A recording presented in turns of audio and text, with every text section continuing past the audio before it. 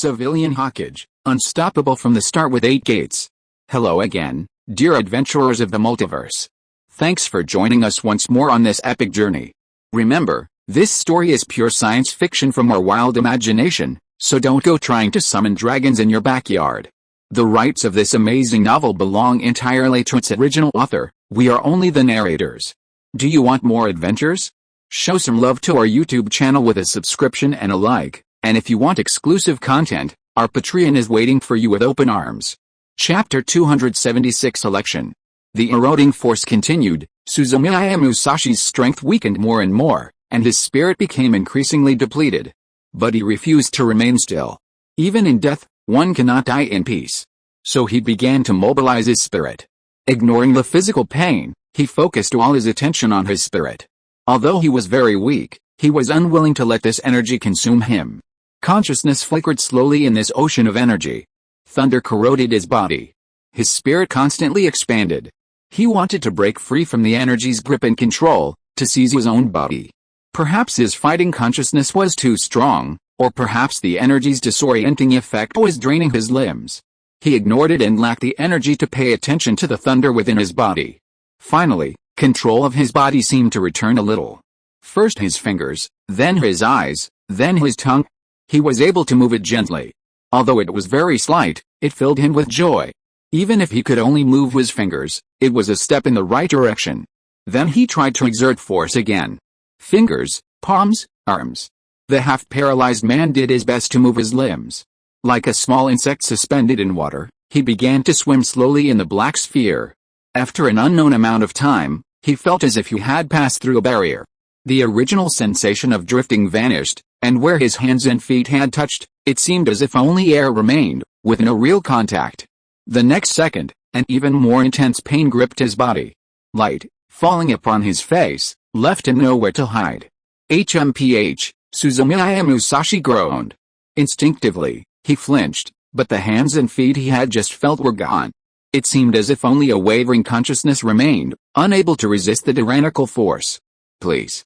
Surrender your body and accept my existence. Suzumiya Musashi did not respond. Perhaps this voice was not meant to elicit a reaction. As it echoed in his heart, he felt as if he was losing everything. Lost body, lost spirit, lost perception, lost life. Only endless pain and emptiness remain. This feeling is more unbearable than the pain of practice.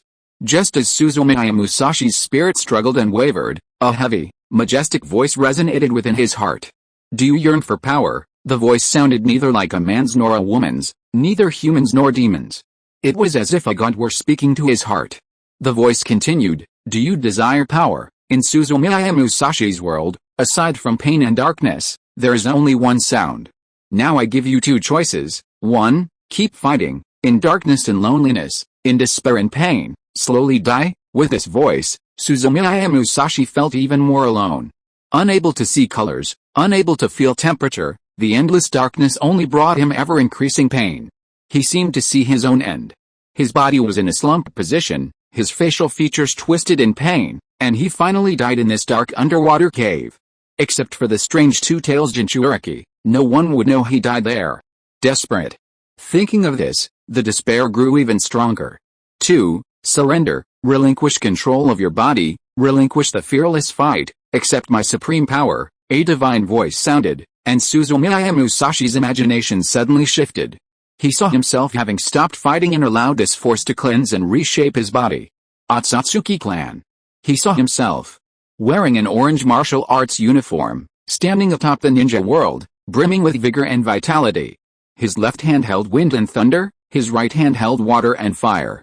When he waved his hand, the wind and clouds gathered, and when he took a step, the earth trembled. The world was in his hands. Behind him stood Ayame, Uzumaki Karin, Might Guy, Tenten, Uchiha Izumi, Uzumaki Kushina, and Naruto. Before him lay the ninja world, reshaping the rules of peace. Uchiha Itachi wept bitterly before him, lamenting his own nearsightedness. Might Guy gave him a thumbs up and praised the brilliance of his youth. An infinite warmth and happiness enveloped him. He seemed to have suddenly arrived in heaven from hell. Such happiness and beauty prevented him from letting go. But at that moment, that divine voice sounded again. Have you made your decision? As soon as it uttered those words, The scene before him vanished swiftly. His eyes seemed to regain their sight, and two paths appeared before him. One led to darkness and pain. One to light and happiness. There were two paths before him, darkness and light illuminated half of his body. One to the left and one to the right. The left path was icy, the right as warm as spring.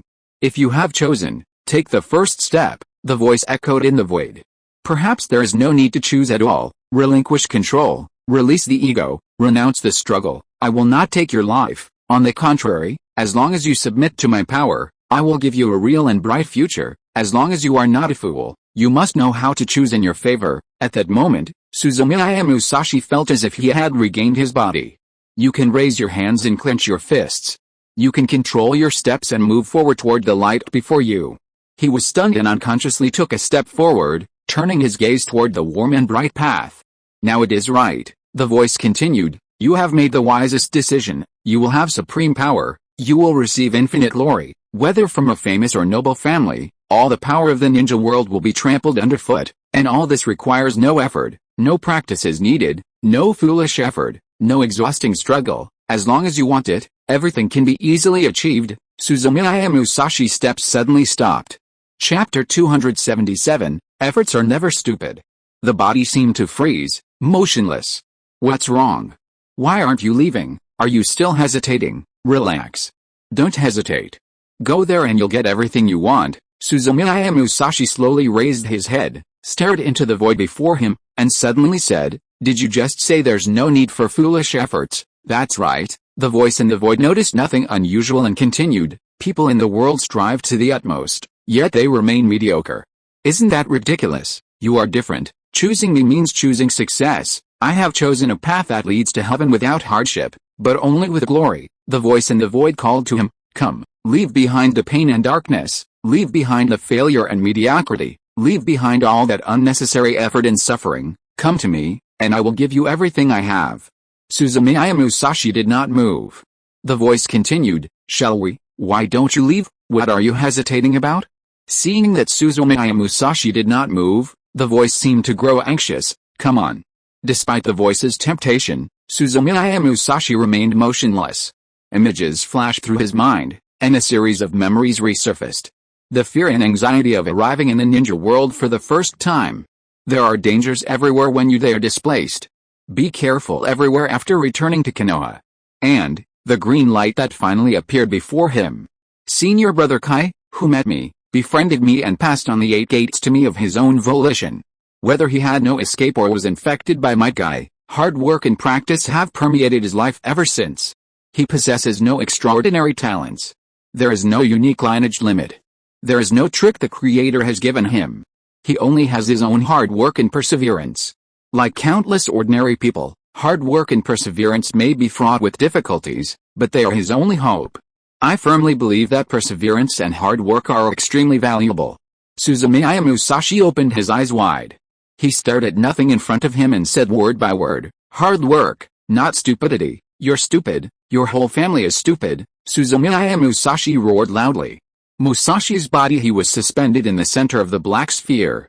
This place was no longer a fluid-like black substance, but a dense purple mist. As he swam, Suzumiya Musashi overcame the obstacles and headed toward it. The martial arts uniform he wore had been torn to shreds under the impact of the thunder's power. His body was also eroded by the thunder's power and covered in scars. Black energy slowly moved across his skin, causing him more serious injuries. Under the protection of the purple mist, the black energy in his body gradually dissolved. As it eased his wounds, the purple mist enveloped his head and slowly merged with his 7 orifices. Every time that divine voice sounded in Suzumiya Musashi's heart, the purple mist trembled slightly. At that moment, just as Suzumiya Musashi thought about acting, his eyes suddenly opened to the real world. In the scarred body, chakra surged violently under the impulse of the spirit. Get up! The figure suddenly spun around in the air. He straightened up, swiveled his hips, and kicked. After practicing it countless times, it had become his instinctive move, and he used it. The tattered martial arts uniform he wore couldn't withstand the force and tore to pieces. Suzumiya Musashi, naturally, did it care about such things? An incredible voice resonated in the purple mist. Accompanied by a powerful whirlwind from Suzumiya Musashi, the air became turbulent, and a storm suddenly erupted. The purple mist enveloping Suzumiya Musashi's 7 orifices suddenly broke. The purple mist inside the black sphere suddenly spread out from the center as if the world had been created. The roar of the airwaves resonated. Extremely rich energy surged in all directions as the purple mist dispersed. "This is impossible, how could you wake up?" An impatient voice, full of disbelief. After Suzumiya Musashi kicked him, he also saw the situation around him became clear. A space of purple mist, no more than 4 or 5 meters across, surrounded him. From its periphery flowed a black thunderclap. In the center of the purple mist, a ball of purple light, about the size of a basketball, shone brightly. He took a step forward. The ball of purple light retreated slightly. He moved forward again, and the ball of purple light retreated once more. How can you keep moving? Your body has almost been corroded by my thunder," the ninja shouted. "I don't understand willpower, I don't understand the value of hard work, I can't believe it." The ball of purple light trembled. "No human can escape my control, you don't understand. You don't understand my power at all, that's definitely not a power you can compete with," Suzumiya Musashi sneered. Power, you can try and see if you can stop it." With that, Suzumiya Musashi clenched his fist and attacked. The hidden power within his body erupted violently. Bones, tendons, muscles, all his strength was concentrated in one place. All his physical strength, along with the anger and depression in his heart, was compressed into the tip of his fist and exploded with a loud bang. Boom! In the small world, thunder and wind echoed. Scars, shackles, enemies. He answered them all with a single punch. The purple light trembled. Before the demented Suzumiya Musashi, an unprecedented shock coursed through his heart. How many years? Hundreds of years, thousands of years, or even more. No one could escape his power. No one, no living being, dared to attack him. This unprecedented situation made him panicked. It enraged him even more. Chapter 278. Are you really human? Hateful. The purple light ball vibrated. A vast amount of purple light reflected and scattered from its surface, shining upon Suzumiya Musashi's body. The power that can drive a life mad and insane had no effect on Suzumiya Musashi this time. Suzumiya Musashi was completely unaffected by the purple light. In his mind, spiritual power was integrated under the influence of an iron will. A belief that had been maintained for many years. That spirit of hard work and perseverance, united. Without fear of erosion, without fear of temptation. Wherever his fist struck, nothing could stop it. Bang! The light ball exploded under this extreme physical force. Then, they reunited. It trembled and raged. It collapsed inward. A black beam with purple patterns shot towards Suzumiya Musashi. In the blink of an eye, his body was entangled in it. The thunder's growing, explosive power began to attack without regard for the consequences, attempting to destroy Suzumiya Musashi's body and eliminate the human who enraged it. Ka-ka-ka, the thunder roared. Under this force, Suzumiya Musashi's injuries worsened. But he didn't care. Perhaps it was the brilliance of the previous purple light. Perhaps it was the effect of his will. At that moment, he ignored the pain in his body. Even this pain further fueled his desire to fight. Fight. Fight. Be it danger or adversity. No matter what kind of monster the ball of purple light in front of him was, he dared to swing his fists and feet and unleash his power. Attack. No one could stop him. Boom. Boom. Boom. Boom. Boom. Boom. A purple mist enveloped him. The power of his physical body surged. Before the deranged Suzumiya Musashi, the purple light ball erupted with overflowing fury. What? That's unreasonable, a mere mortal. How dare you, a mere mortal, attack me? Do you know what I am? Suzumiya Musashi said coldly, trash hiding here, never seeing the sun. After saying that, he threw another punch. Purple light ball. The furious voice resounded. You're dead. You're completely dead. I'll imprison your soul and make you suffer eternally. Don't worry, I'll keep your body, guts. Come and get them. Boom. The light ball shattered again. This time, the purple ball didn't take shape. Rays of purple light intertwined and danced, and suddenly shot towards Suzumiya Musashi's body. He thrashed his fists and feet again. Musashi's movement suddenly stopped. It was as if he had frozen in time, frozen in that space. At the same time, in his conscious space, beams of purple light gathered and launched an attack with all their might toward his soul. Surrender, be afraid, Stupid and insignificant human beings, space calmed again. In Suzumiya Musashi's conscious space, the most primal and ferocious confrontation began to unfold. A mysterious will was locked in an unprecedented confrontation. Suzumiya Musashi once again felt extreme danger. Unlike the birth and death of the physical body, this time he clearly felt that if he lost this battle again, his soul and consciousness would be destroyed. Only a shell would remain. Perhaps he would be possessed by the consciousness of the purple light ball. He himself would disappear forever from the ninja world. This time, the opponent's attack was not the purple mist, but the source of his power. Under the influence of this force, the soul suffered great pain. His strength fades.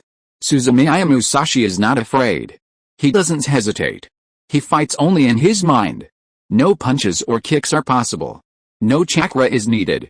In this moment, he can only rely on his own will. Fight. Bite. Strike. Go to hell. Even if there is only one winner, even if the loser disappears from this world forever. An ordinary human being. Humans are not ants. Hard work is never foolish. The struggle is always worthwhile. The world changes and time passes. Suzumiya Musashi didn't know how much time had passed. He only knows how to fight. Perhaps every second of pain is as long as a lifetime.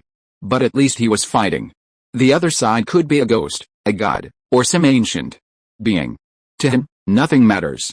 The other only has one identity, enemy. Fight the enemy with all your might. As time slowly passed, Ziguang's consciousness gradually shifted from initial arrogance and fury to hesitation and fear. At first, he couldn't believe it, and eventually, he was completely bewildered. He began to fear. The will of the former human being was incomprehensible. He was dying, yet he never stopped fighting. And the power of his soul, after constant struggle and depletion, began to slowly drain away. From exhaustion to weakness. Then, to the point of being in danger. He was afraid. He no longer even thought about seizing his opponent's body, but wanted to use every means to destroy Suzumiya Musashi. Whether it was consciousness or body, he wanted the other person to disappear from this world completely and forever. Even if he lost an excellent physical body, even if he could never find a suitable one to leave the ninja world, he would completely eliminate his opponent. There shouldn't be such people in the world, and there shouldn't be such strong spiritual wills. After experiencing this for countless years, he felt fear and unease. The purple light began to shine. The mist began to rise. The purple striped thunder within the black sphere began to roar, attempting to destroy Suzumiya Musashi's body. His soul began to retreat. Hide, run. Don't go, keep fighting, cried Suzumiya Musashi's soul. Ziguang's consciousness cursed loudly, fuck you, are you even human? Only a fool would want to fight you, you'd better go to hell. Chapter 279 Immortal Stop. The purple light fled once more. Suzumiya Musashi couldn't reach the other and let him escape from his sea of consciousness. The next instant, driven by the desire for battle and anger toward the enemy, Suzumiya Musashi moved. His body regained control. The yin seal was suddenly released. The remaining chakra in the shattered body began to flow suddenly. It roared like an overflowing river, ignoring the body's wounds and bursting forth with unprecedented turbulence. Golden chains continued to form amidst the vibrations, chasing the purple light that escaped from the body. Ha ha ha, humans are humans. No matter how strong your consciousness is, you're still a stupid, low-level existence. Just chakra? You think I care? Ziguang's arrogant voice resounded. As the power of ancient existence in this world, he wouldn't care about mere chakra. Not even extremely high-order chakra sealing techniques would have any effect on him. This kind of thing isn't even as effective as Suzumiya Musashi's fists and feet. Suzumiya Musashi didn't care about his arrogance. At that moment, his spirit was higher than ever. Even if I am extremely weak, even if my strength is limited, my thoughts have never been so clear and at ease. Fight. Tier of consciousness. Between life and death, the essence of battle is to kill the enemy with all your might. War. At that moment, the world seemed closer and clearer than ever. The meditation technique the slug had taught him was now 100 times better than usual. He felt that the natural energy of space was much richer than that of the outside world. Under his concentrated spirit, rich natural energy flowed rapidly through his body like rivers flowing into the sea. The immortal magic patterns on his body emerged in an extremely exaggerated way. The diamond chain, combined with the energy of the immortal arts, suddenly exploded. With a hula sound, The fleeing purple light was suddenly covered. What? Ziguang roared in disbelief. In his eyes, the technique that was originally not worth mentioning had actually trapped him. You're immortal, Suzumiya Musashi didn't reply. While absorbing natural energy with all his might to maintain the power of magic, he continued to block the trembling purple light. How is this possible? How can you be immortal? What is your relationship with the boy from the damp-bone forest? The ball of purple light trembled violently. It tried to break free from the golden chains, but it was useless. The diamond block combined with natural energy was no longer a force he could ignore. However, in this kind of power clash, separated from the soul, it didn't have much of an advantage. He felt extremely regretful. Before, the opponent should have been directly destroyed with a thunderbolt. If it weren't for his greed, he would have discovered that the other's body possessed great plasticity and could serve as a vessel for his escape. He wouldn't have ended up in the situation he finds himself in today. Immortal. What a long title. Before the emergence of chakra, immortals could occasionally be seen in this world. After the sacred tree. As it grew, it became difficult to find immortals in the ninja world. There are ninjas called immortals, but they are only semi-immortals who rely on the power of monsters. Aside from aliens, the only ninja who could truly be considered a sage in recent years is a certain Senju Hoshirama. However, the other's lifespan of several decades is far too short for a being like him. It was so short that it seemed as if a moment had passed and the other person was already dead. So much so that he almost forgot the existence of immortals. But today, he encountered a true immortal. An immortal who can truly connect heaven and earth and harness the power of nature with his own strength. Although the other side's power of nature wasn't as strong as that of the ancient immortals, whoever had mastered the power of nature began to pose a real threat. While this threat wasn't fatal to him, it was merely a fantasy for a mortal. As far as he knew, the only one who could accomplish all this and transform a mortal into true immortal was the slug among the three great monsters. The one that could transform into thousands. A slug as famous as toads and basilisks. But that didn't make sense. A mortal. An ordinary ant. Even with the help of the damp-bone forest, how could we possibly possess the power of heaven and earth? Had he been mistaken? Did the other side also possess a high-level bloodline? Or was he the reincarnation of someone else? Stop, don't fight again, Ziguang said. If we keep fighting, neither of us will come out looking good. Don't think that just because you have the power of an immortal you can pose a threat to me. I'm telling you, if I get serious, I'll be scared too. Stop it. The purple light ball continued to vibrate and emit sounds. It gave way. I don't want to fight Suzumiya Musashi anymore. Suzumiya Musashi ignored him. His eyes reddened. The thrill of the fight seized every cell in his body. At that moment, he had only one goal, not to let the monster in front of him escape. Then, kill it. The power of the King Kong lock increased in strength. The chain suddenly grew larger. It was as if a powerful force was transmitted through the chains layer by layer, constantly pulling the purple light ball towards itself. The power of magic concentrated at the tip of his fist and was suddenly released through supernatural magic.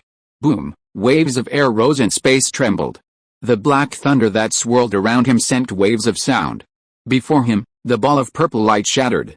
What followed was a long scream. No more fighting, really, no more fighting, I tell you, if you hit me again, I'll go berserk. When the time comes, you won't even know how you died. Suzumiya Musashi finally spoke. The air was indiscriminately filled with purple light. Facing this violent force, the purple light fragmented and reassembled constantly. The roars were intermittent, and the screams, shrill and unbearable. Finally, he could resist no longer. Stop, mortal. Immortal, this immortal, stop him quickly. Chapter 280 Anger, the Last Resort. Don't fight again. If you stop, I promise I won't come looking for you again. No. I promise to give you a generous reward. Boom. Under the enormous force, the purple light shattered once more. After a moment, Ziguang's pleading voice echoed through the space. As long as you stop, I will give you great power. Do you see the power of thunder all around you? As long as you stop, you will have all the power you desire. You have experienced the effects of this power, so you should understand it better. If you stop. Suzumiya Musashi responded with a punch. He beat him to death. He didn't believe the other's lies. Only dead enemies are good enemies. You. What more do you want? That's what you said. You said I would give you everything I could. As long as you want it, as long as I have it. Do you want the invincible power of thunder? Do you want the power of water that nourishes everything? If you promise to stop, I guarantee you'll gain power unattainable for ordinary people. Hey, you're talking, do you want it or not? Suzumiya Musashi finally spoke. I want you to die. The flames of the fighting spirit filled Suzumiya Musashi's eyes. Blessed with the power of the immortal arts, each attack made him feel the most primal pleasure of battle from within. The more the purple ball of light begged for mercy, the more he resisted stopping. Heartbeat. When it struck space, only one sound was heard. Boom, a roar echoed through space. Bastard, a mortal worthless thing. How dare you ignore my conditions of wrath? I'm so furious. I'm going to kill you. Kill you, Suzumiya Musashi, kill him, I'm waiting. Purple light ball, oh, the sound of rage echoed through space. The purple light ball swore that in thousands of years, it had never been as furious as it was today. In other words, since the birth of its consciousness, it had never been so eager to kill a mortal as it was today. For this, it was willing to pay any price. Rage overwhelmed its sanity. The next second, it stopped struggling, as if giving up resistance, and allowed the King Kong lock to drag it towards Suzumiya Musashi. As the distance closed, the purple light ball began to vibrate. This trembling was different from the previous struggle and fear. The brilliant purple light shook rapidly as if suffering from epilepsy. Accompanied by the intertwining of light and the fluctuation of energy. The purple light became brighter and brighter. From Suzumiya Musashi, a feeling of cruelty and pleasure coursed through the purple light ball's consciousness. This time, you will die. So it was believed. I originally had no intention of using such a tactic. I never imagined that one day an ordinary human would force me to this point. Whether due to miscalculation or carelessness, I failed today nonetheless. Musashi, to avoid dying from exhaustion due to the other sealing techniques and magic, and to vent his anger, used his last resort, returned the purple light bloomed. Then, a thunderclap suddenly appeared between heaven and earth. Infinite sky and water. Chapter 281, Immortal Seal. For an instant, Suzumiya Musashi's movements froze before the scene unfolding before him. Before his eyes, the purple light began to dissipate.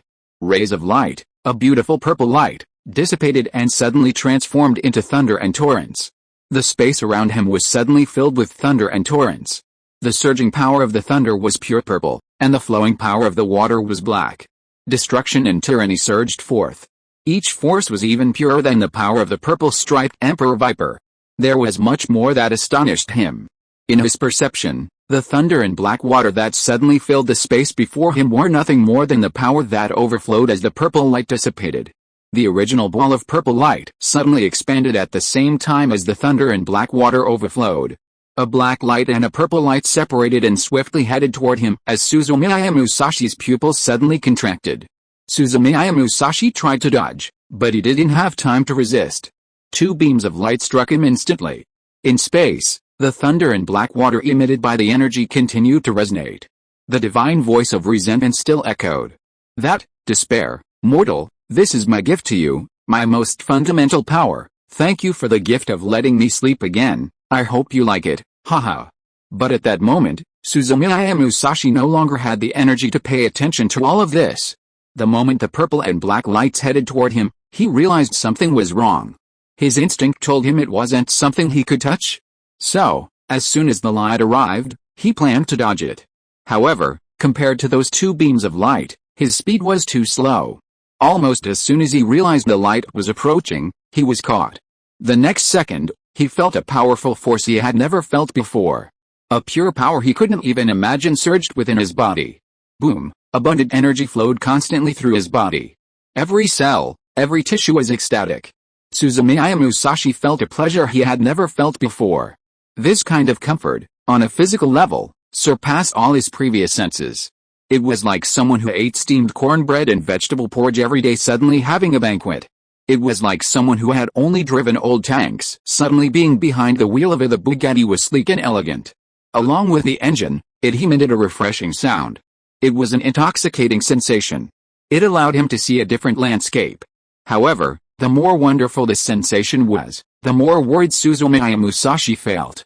This was a force he could not withstand, as predicted. While his body experienced extreme bliss, under this pure and rich power, It began to change. Flesh, blood, tissues, cells. Suddenly, he felt anxiety. His body was dissipating. Under the influence of the two pure energies, he gradually dissolved or sublimated, becoming a faint, smoke-like light. It was a kind of assimilation. Just as the natural energy of Mount Myaboku and toad oil were assimilated by a stone frog, his current state was that of having been assimilated by light under the influence of the two forces. To maintain consciousness in the process of photolysis, like the purple light bulb before. Once his body dissolved, he would only face death. Suzumiya Musashi didn't dare delay and acted immediately. He strained to his utmost to endure the supreme pleasure that the gradual sublimation of his body offered him, concentrating his mind, and the energy within him exploded. Whether chakra or natural energy, all the power spilled out and became a torrent that blocked the two black and purple lights. Boom boom boom. Suzumiya Musashi's mind. The 8 gates, the most competent and powerful, are completely useless against this assimilation of power. Ordinary ninjutsu doesn't work either. He thought of the only one at the top of the power sequence. Sealing technique. The sealing technique taught to him by his master, Uzumaki Kushina. Would the result be different? Thoughts swirled. The energy in his body swirled and surged violently. The natural energy he continuously absorbed combined with his own chakra energy, then distorted and transformed. Runes were generated on his body, on the ground, and the jade pillar resisted to the river in the sky. Muffled sounds, like thunder, continued to emanate from within Suzumiya Musashi's body.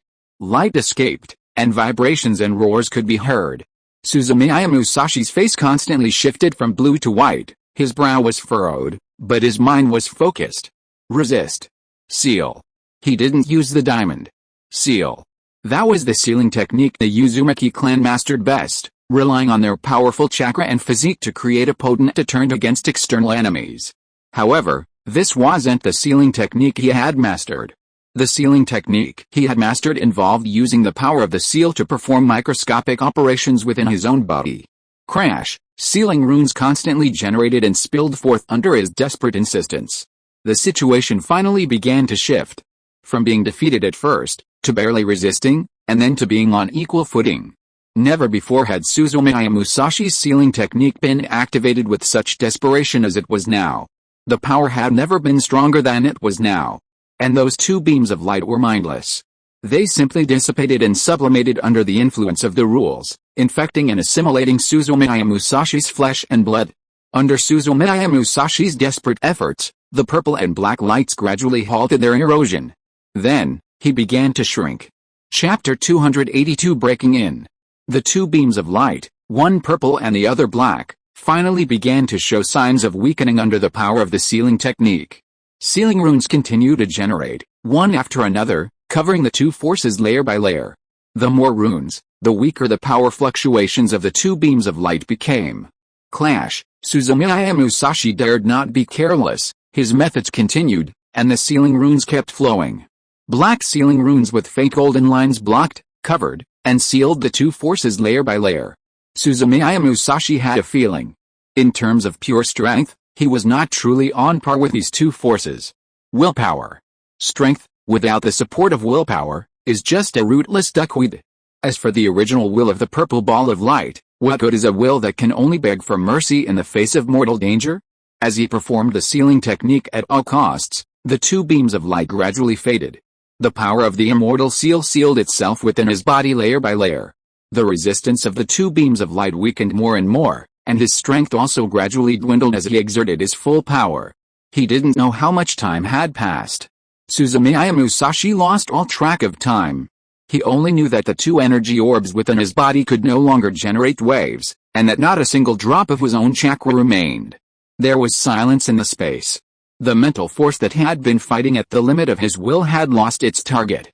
He could no longer resist and collapsed in the purple mist. His strong, perfect body was covered in traces of battle and energy. It bulged slightly, as if a force were trying to break free. After several failed attempts, finally there was no movement. After a while, an invisible wave surged from his abdomen. As Suzumiya Musashi fell unconscious, the power of the origin began to awaken instinctively. Bang! It finally worked. At that moment, in the spherical space, besides the wooden man, there were 3 of his clones. 4 wooden men were scattered around the black sphere, each holding 3 ropes. Long ropes connected the 4 wooden men in the shape of an equilateral triangular pyramid, encircling the edge of the black sphere. With the ropes, the wooden men no longer repelled each other as before. He gripped the rope tightly and pulled it again and again, while his body drew ever closer to the black sphere in front of him. 10 meters, 9 meters, 8 meters, 2 meters, 1 meter, he collided. The 4 wooden men pulled on the rope simultaneously and, in the next instant, touched the edge of the black sphere. The unexpected thing was that, the moment his body touched the black sphere, the enormous repulsive force acting upon it suddenly vanished. The wooden man, still gripping the rope tightly, was startled and suddenly fell forward due to the enormous change in force. The 4 wooden men moved in unison and plunged together into the spherical space. Mentally prepared, she couldn't help but exclaim. Just as she wondered if the energy of the black sphere would seriously injure her, the next changes surprised her even more. Inside the black sphere, red thunder and overlapping purple lines rose up, something that didn't seem like an ordinary object. However, the thunder energy didn't attack the wooden man. With her expression of surprise, the energy unfolded around her like mud and cream as she submerged herself. The real and wondrous touch made Youmuran's eyes widen. She had many questions, but it wasn't the time to dwell on them. Her man was still waiting for her to save him. Not daring to delay, she let the wooden man sense her direction and swam toward the center of the black ball without hesitation. As she moved, Youmuran felt a little nervous. On one hand, she knew her behavior was reckless and the situation dangerous. On the other hand, she was also worried about whether she could find Suzumiya Musashi without difficulty. The black sphere was 100 meters in diameter and, viewed from the outside, seemed like nothing. However, once inside, all she could see was what was directly in front of her. She was also afraid of getting lost there, or even dying there. 3 minutes later, everything became clear. The black beam with purple lines suddenly separated before her eyes and remained behind the wooden man. There was no trace of the black liquid left on his body. But at that moment, Youmuran could no longer take them into account. The purple mist and the intense, pure energy couldn't distract her attention in the slightest. At that moment, her eyes stared straight ahead. Not far from her, the injured Suzumiya Musashi lay on his back, floating. The majestic body and the horrific mottled scars attracted Youmuran's attention like a magnet. Chapter 283, Enhanced Injury. Gulp. In the silent purple mist, the sound of someone swallowing was extremely obvious. Youmuran swore she wasn't an ignorant girl. It was just her past vitality. She'd never met a man who truly caught her eye. Whether it was someone as powerful as the Hokage or some occasional handsome boy among the passing merchants, none of them had ever held such a captivating attraction for her. As the perfect Jinchuriki of Kumagakure and one of the strongest people in the ninja world, she was used to fighting, oppression, life, and death. How could she be so frightened by something like skin?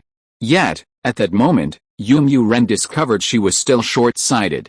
Despite her great talent and beauty, the world was so vast that there were always corners she'd never been to and landscapes she'd never seen. Just like now. A body that didn't resemble a human. Scars, bloodstains, and furrows in the muscles like scratches. Compared to the scene before my eyes, all those handsome boys and muscular men from Kumagakure are just trash. The wooden man was stunned. An expression of astonishment froze on his face, his eyes widened, his pupils dilated, and he couldn't help but raise his arms. His breathing quickened before his eyes. The pleasant buzzing sound initiated by Youmuran himself. Who is it? Who made such a brazen sound? He looked around cautiously, and it took him a few seconds to react. Ah! It turns out to be me.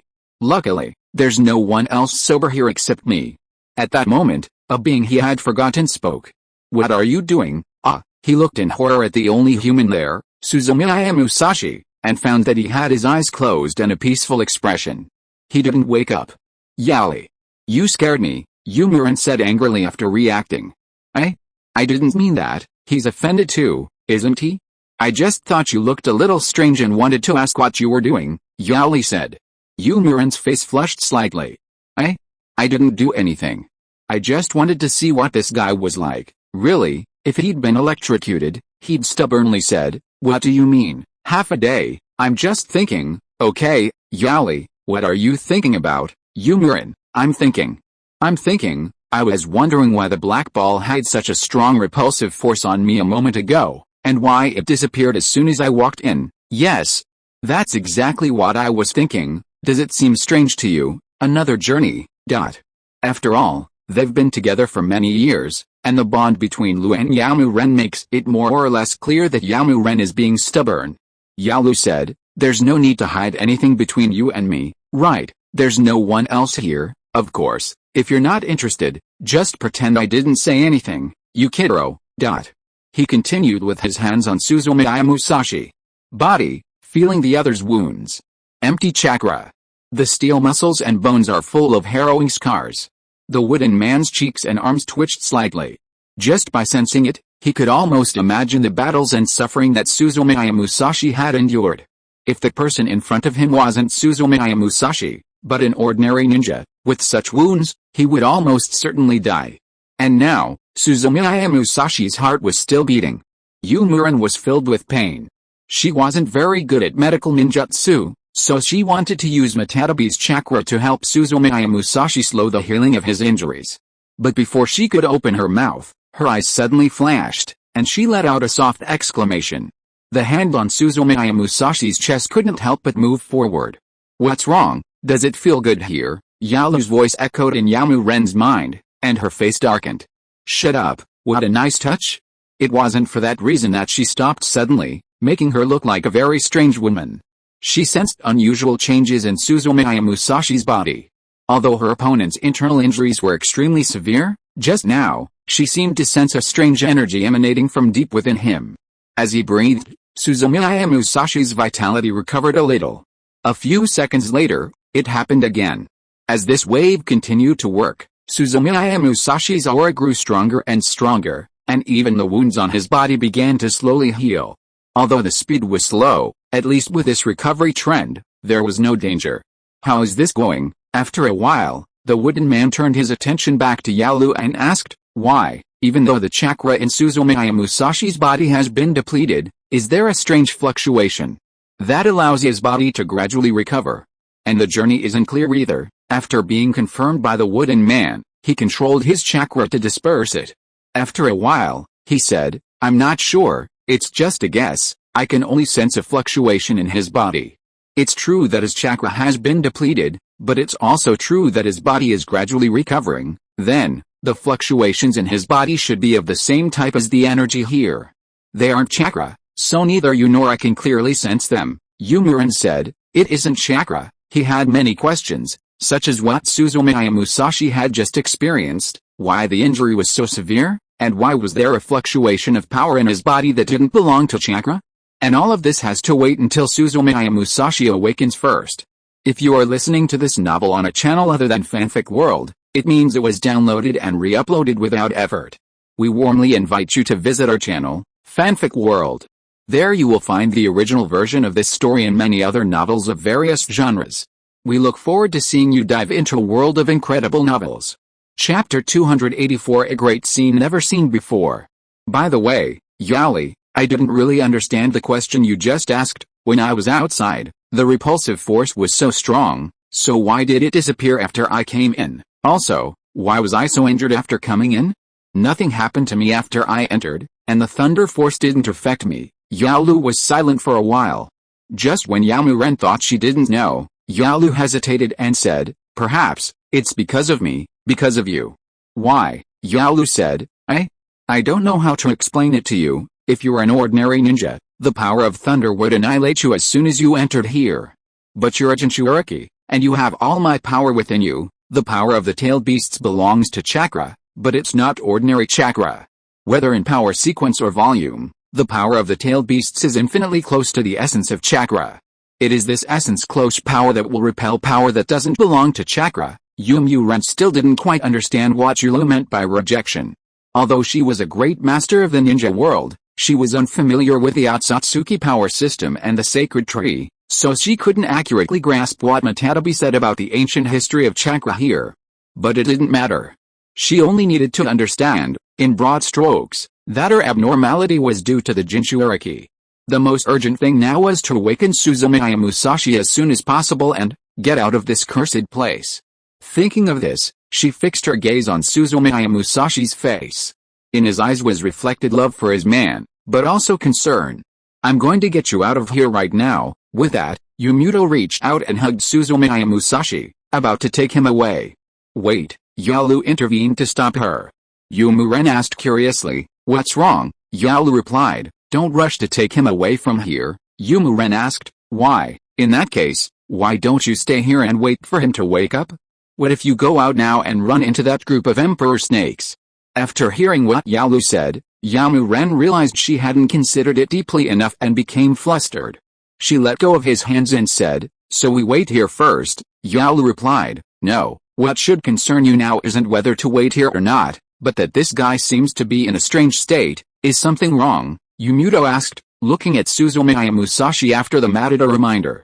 Soon, with the Ataru's reminder, Suzumiya Musashi's anomaly was discovered. The next instant, her pink lips unconsciously parted, and her beautiful eyes suddenly opened. Yes, the wooden man was neither too old nor too young. As the highest authority in the ninja world, he had witnessed many important events. He had seen the natural landscape of the vast world, the power of Matatabi and the Eight Tails wreaking havoc, and the Raikage's unparalleled strength battling the tailed beasts. But in the short time since meeting Suzumiya Musashi, he had witnessed many things he had never seen before. Mysterious magic rumored to be unpredictable. A body as strong as the Raikage's. A yin seal with a terrifyingly long battery life. She had seen it before, and it had left her stunned and with ringing in her ears. Yumuren felt her mind spin. Someone might die? The sky and earth trembled, causing confusion in the wooden man's mind. Whether it was black thunder or purple mist, his eyes blurred. And his vision could barely focus on the world before him. "Hey, wake up, what are you looking at?" Yalu's voice interrupted Yumuren's dazed thoughts. I didn't see it." "Didn't you ask me to look at it?" Yumuren replied, bewildered. "I'm not asking you to look at this." Seeing Muren's expression, Yalu couldn't help but speak with a certain impatience. Yumuren still didn't understand. "What are you looking at? What do you mean something's wrong?" "Oh, up there, look at his condition." Yumuren looked at him again intently, blushing and asking in confusion, "Isn't he recovering?" Seeing Yukido's expression, Utetsu completely abandoned the idea that he had woken up and explained, "That's not it. It's true that his injuries are slowly healing, but look at him, he looks like he's about to explode." Hearing this, Yumuren continued observing and realized that Suzumiya Musashi's situation was indeed very dangerous. Yalu continued, "It's true that this power is healing his injuries, but if it continues like this, he might not be able to withstand it." Yumuren said, "No way, a body like this is one of the strongest in the ninja world. How could he not be able to withstand it?" Matatabi said, "It's because of his strong body. If he were an ordinary ninja, he would have turned to ashes long ago. He exceeded the limit of mortal endurance. Right now, this power is unconsciously repairing his physical injuries. If left unchecked, he will explode." After hearing Yalu's explanation, Yumuren finally understood. Imagining the gruesome scene of Suzumiya Musashi slowly exploding, she finally panicked. No. Her man can't die. He can't be fried either. What should I do? Yolv, is there any solution? She couldn't think of how to control the energy that both she and Yalu sensed, and she even felt that Yalu probably couldn't do anything. However, in her panic, Lu's voice fell silent for a moment, and in fact, she formulated a suggestion. "At-hand and Bulu% the tailed beast translator is damaged. The content cannot be displayed." Chapter 285 Temporary Team. Ba, pa, pa. The violent impact shook the air. Accompanied by a violent jolt of force, the two figures were suddenly separated, each taking dozens of steps back. The two men stood facing each other, letting the sand of the sand village brush against their cheeks, gazing into each other's eyes, their fighting spirit palpable. "You're very good." The tall young man wore a rough, sleeveless training suit covered in dust, and his medium-length, purplish-gray hair was whipped by the wind and sand. In front of him, a sunburned green figure stood facing the wind. The watermelon-shaped head still gleamed in the wind and sand, the striking round eyes and bushy eyebrows. It was Rock Lee. "Your taijutsu is among the best I've ever seen, in first place," whispered Shiro, the Sand Village ninja. Though not boastful, Ziluo was also proud. Shiro believed there was no better taijutsu ninja in the Sand Village than himself. Although the elegant young man before him hailed from the mighty village hidden in the leaves, was it an exaggeration to say there were many taijutsu ninja in Konoha stronger than him? Moreover, in the previous fight, the physical ninja Rock Lee, who had impressed him somewhat, lost to him. The opponent's predictive boxing skills exceeded his expectations, and he was able to withstand his silent punch. However, his acupuncture had already ended the battle beforehand. Without other means, the opponent wouldn't have been able to withstand his 7 days calling technique. Now, the reason the opponent was still able to pose for the fight safely was also because he showed compassion and released the acupuncture point pressure technique he had just used. He longed for a fight. He longed for the other side to unleash their full strength and engage in a pure battle between physical ninja. In the Sand Village, he had no one like him. Aside from Gaara, few ninjas could rival him in sheer physical prowess. He'd been alone for far too long. So, even though he was currently in the Chunin exams, and even though getting injured would complicate things considerably, he still wanted to be stubborn for once. Have a good fight with Rock Lee. Zuluo raised his voice and said, Lee, please, use the method you failed at. Let me see how wonderful Konoha's taijutsu is. Rock Lee looked at his opponent seriously. With his intelligence, he had figured out the other's methods and ideas. He unlocked the acupressure technique in his body so he could perform the 8 gates ninjutsu, which he had failed at before. The purpose was nothing more than an intense physical competition. Zuluo, I recognize you. That being so, as you wish. Upon uttering those 4 words, Rock Lee clenched his fists, knelt down, and his face began to flush red. Work hard, in the world of yellow sand, the young man's long roar resounded. As the green light rose, a powerful aura spread, raising clouds of dust dozens of meters away. Several who were watching the fight quickly covered their faces to block the wind and sand, but the slower ones inevitably got sand splashed into their mouths. Ahem. Bah. Bah, bah. A big-eyed lolly looked displeased and pouted twice, complaining, seriously, we should fight if we want to. Why did you suddenly throw sand? I hate it, Yumu, it was obviously your mistake. Hey, Jin, why don't you take my side? Likewise, Shira, there's no time to avoid fighting. What if you get hurt? What about the Chunin exams? Jin sighed and said, you know his temper. How can we both defeat him? Yumu pouted and said, I'm so angry. I hope Shira can act quickly and defeat that green-legged Konoha ninja. As soon as she finished speaking, a dissatisfied voice sounded nearby. Hey, don't you think what you said was a bit harsh? What do you mean by taking him down quickly? Our Xiaoli is also very powerful. Chai Yin turned around and discovered that it was the beautiful pink-haired girl from Konoha, who was looking at them with dissatisfaction. Yimu refused to back down and said, why? Did I say something wrong? Obviously Zuluo is more powerful. I know him better. If I hadn't shown mercy, that weirdo in green wouldn't have survived this long. You're talking nonsense. Hiruno Sakura's expression grew increasingly dissatisfied. Although Rock Lee's passionate pursuit initially made her reluctant to get too close to him most of the time, when they were out, they were just fellow villagers. She had a bad temper and couldn't stand anyone slandering people from her own village. Let me tell you, Xiaoli isn't an ordinary taijutsu ninja. It's still too early to tell who will win or lose between the two of them. If you ask me, Xiaoli definitely won't be the loser. You're talking nonsense. Zuluo is the best. Xiaoli is amazing too. Zuluo is the best. Xiaoli is also amazing too. Zuluo is the most handsome. The gentlest. The loser is definitely the one in green, Xiaoli. Xiaoli is the best. We were talking about fighting. Why are you talking so confusingly? Hiruno Sakura felt that the other person was causing trouble. However, seeing that the other person didn't even come close to her, she could only contain her anger and not fight with him. Sakura, stop talking, let's just watch. How about some fries? Suggested Akimachi Chaji. Don't worry, Chaji. Sakura, just ignore him and carry on. Yamanaka Ino supports Hiruno Sakura. When she was in Konoha, she and Hiruno Sakura didn't get along most of the time.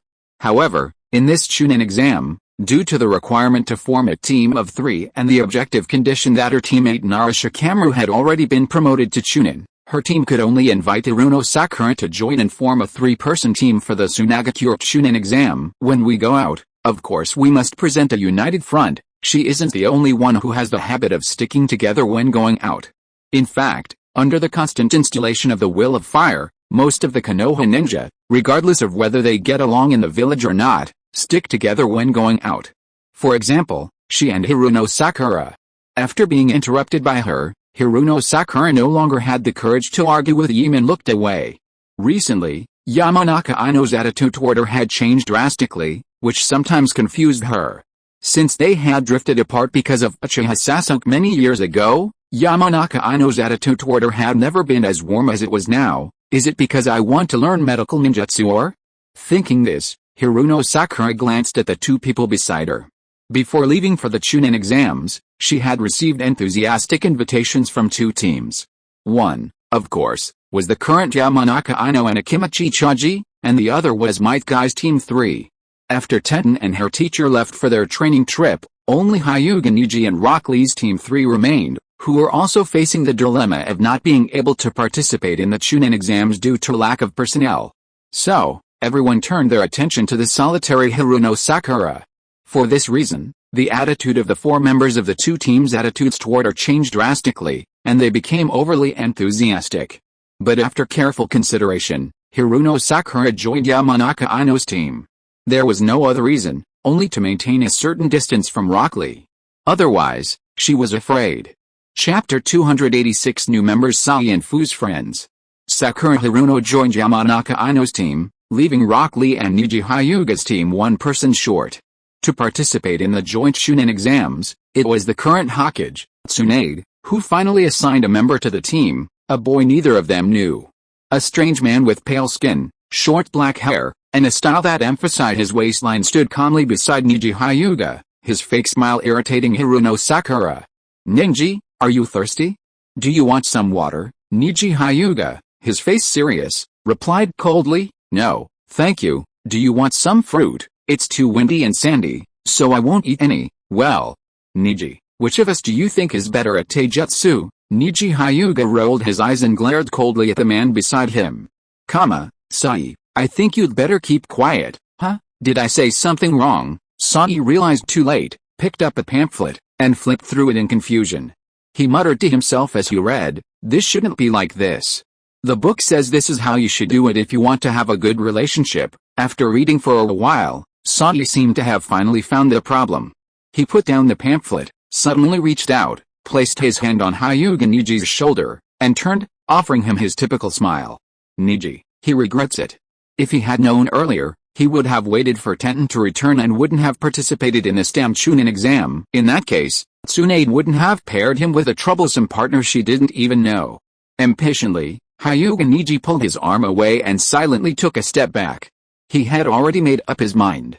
If the other person dared to make physical contact with him again, he would allow them to test the power of the gentle fist, even if it meant ruining his chance of passing the Chunin exam. Perhaps because he realized the danger, or perhaps for other reasons, Sai ultimately took no action. Hyuga Niji could finally observe the battle in peace. The wind from their fists whistled and dust exploded.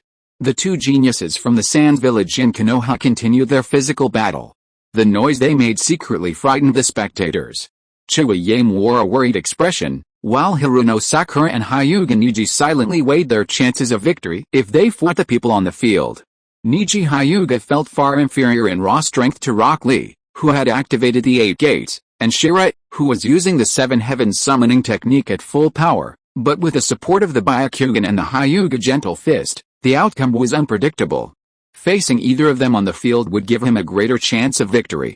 The super strength techniques Tsunade had taught him gave him the confidence to face any ninja specializing in physical techniques. Her mastery of yin seals and medical ninjutsu gave her the courage to retreat unharmed even when facing renowned masters. In short, the advantage was hers. Thinking of this, her spirits lifted, and the corners of her lips unconsciously curled. Finally, I don't have to hide behind you. The battle between Rock Lee and Shira intensified. Just when the spectators were focused and believed the outcome was about to be decided, the battle was suddenly interrupted.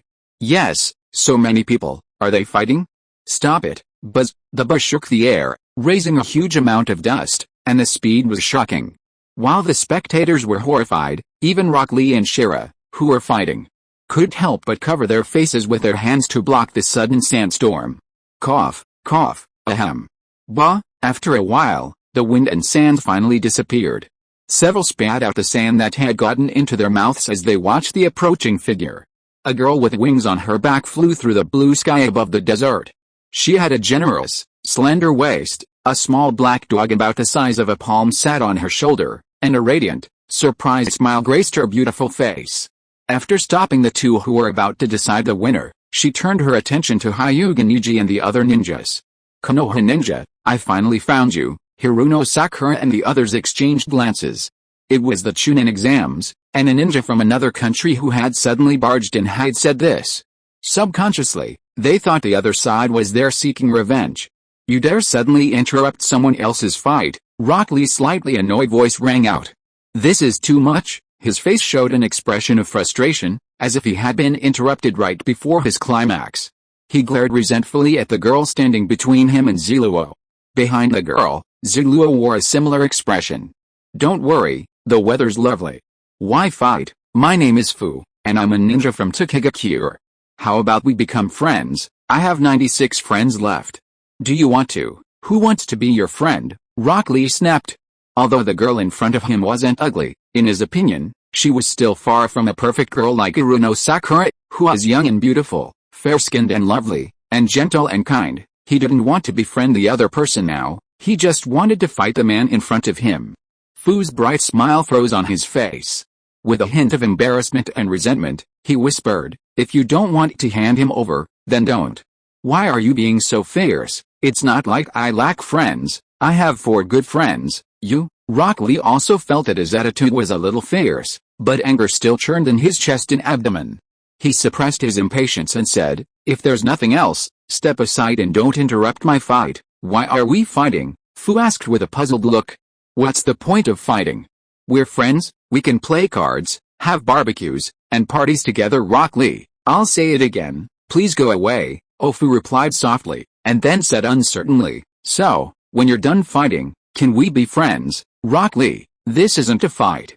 It's a battle between taijutsu masters." "Fu, what battle? It's just a fight." And under Rock Lee's increasingly impatient gaze, she flew away from Rock Lee and Shira, dejected, and approached Hyuga Niji and the others. In her opinion, the battle between Rock Lee and Shira was clearly just a fight. No one would die, and there was no strong killing intent like in ninja fights. What kind of battle was this? As for the taijutsu master, she felt nothing at all. The power of the 7 heavens summoning technique and the 8 gates ninjutsu might be considered powerful for those participating in the Chunin exams, but for her, as a Jinchuriki, it was merely average. It looked elegant, with smoky yellow and green colors, but it wasn't very powerful. The monstrous snake, which far surpassed what Rock Lee had described as a battle between masters of physical skills, was a different story. Her dejected expression didn't last long. After approaching Hyuga Niji and the others, a warm smile soon appeared on her face. "Hello." Several seemed alert. "My name, I'm Fu, and I'm a ninja from Takegakure. Do you know Tenten and Karin?" Chapter 287 Hiruno Sakura's Hostility. As soon as he finished speaking, Hyuga Niji and the others' expressions changed instantly. Even Akimichi Chaji, determined to eat despite the wind and sand, approached. "Who are you? How do you know these two?" Fu was a little confused. "Didn't I tell you?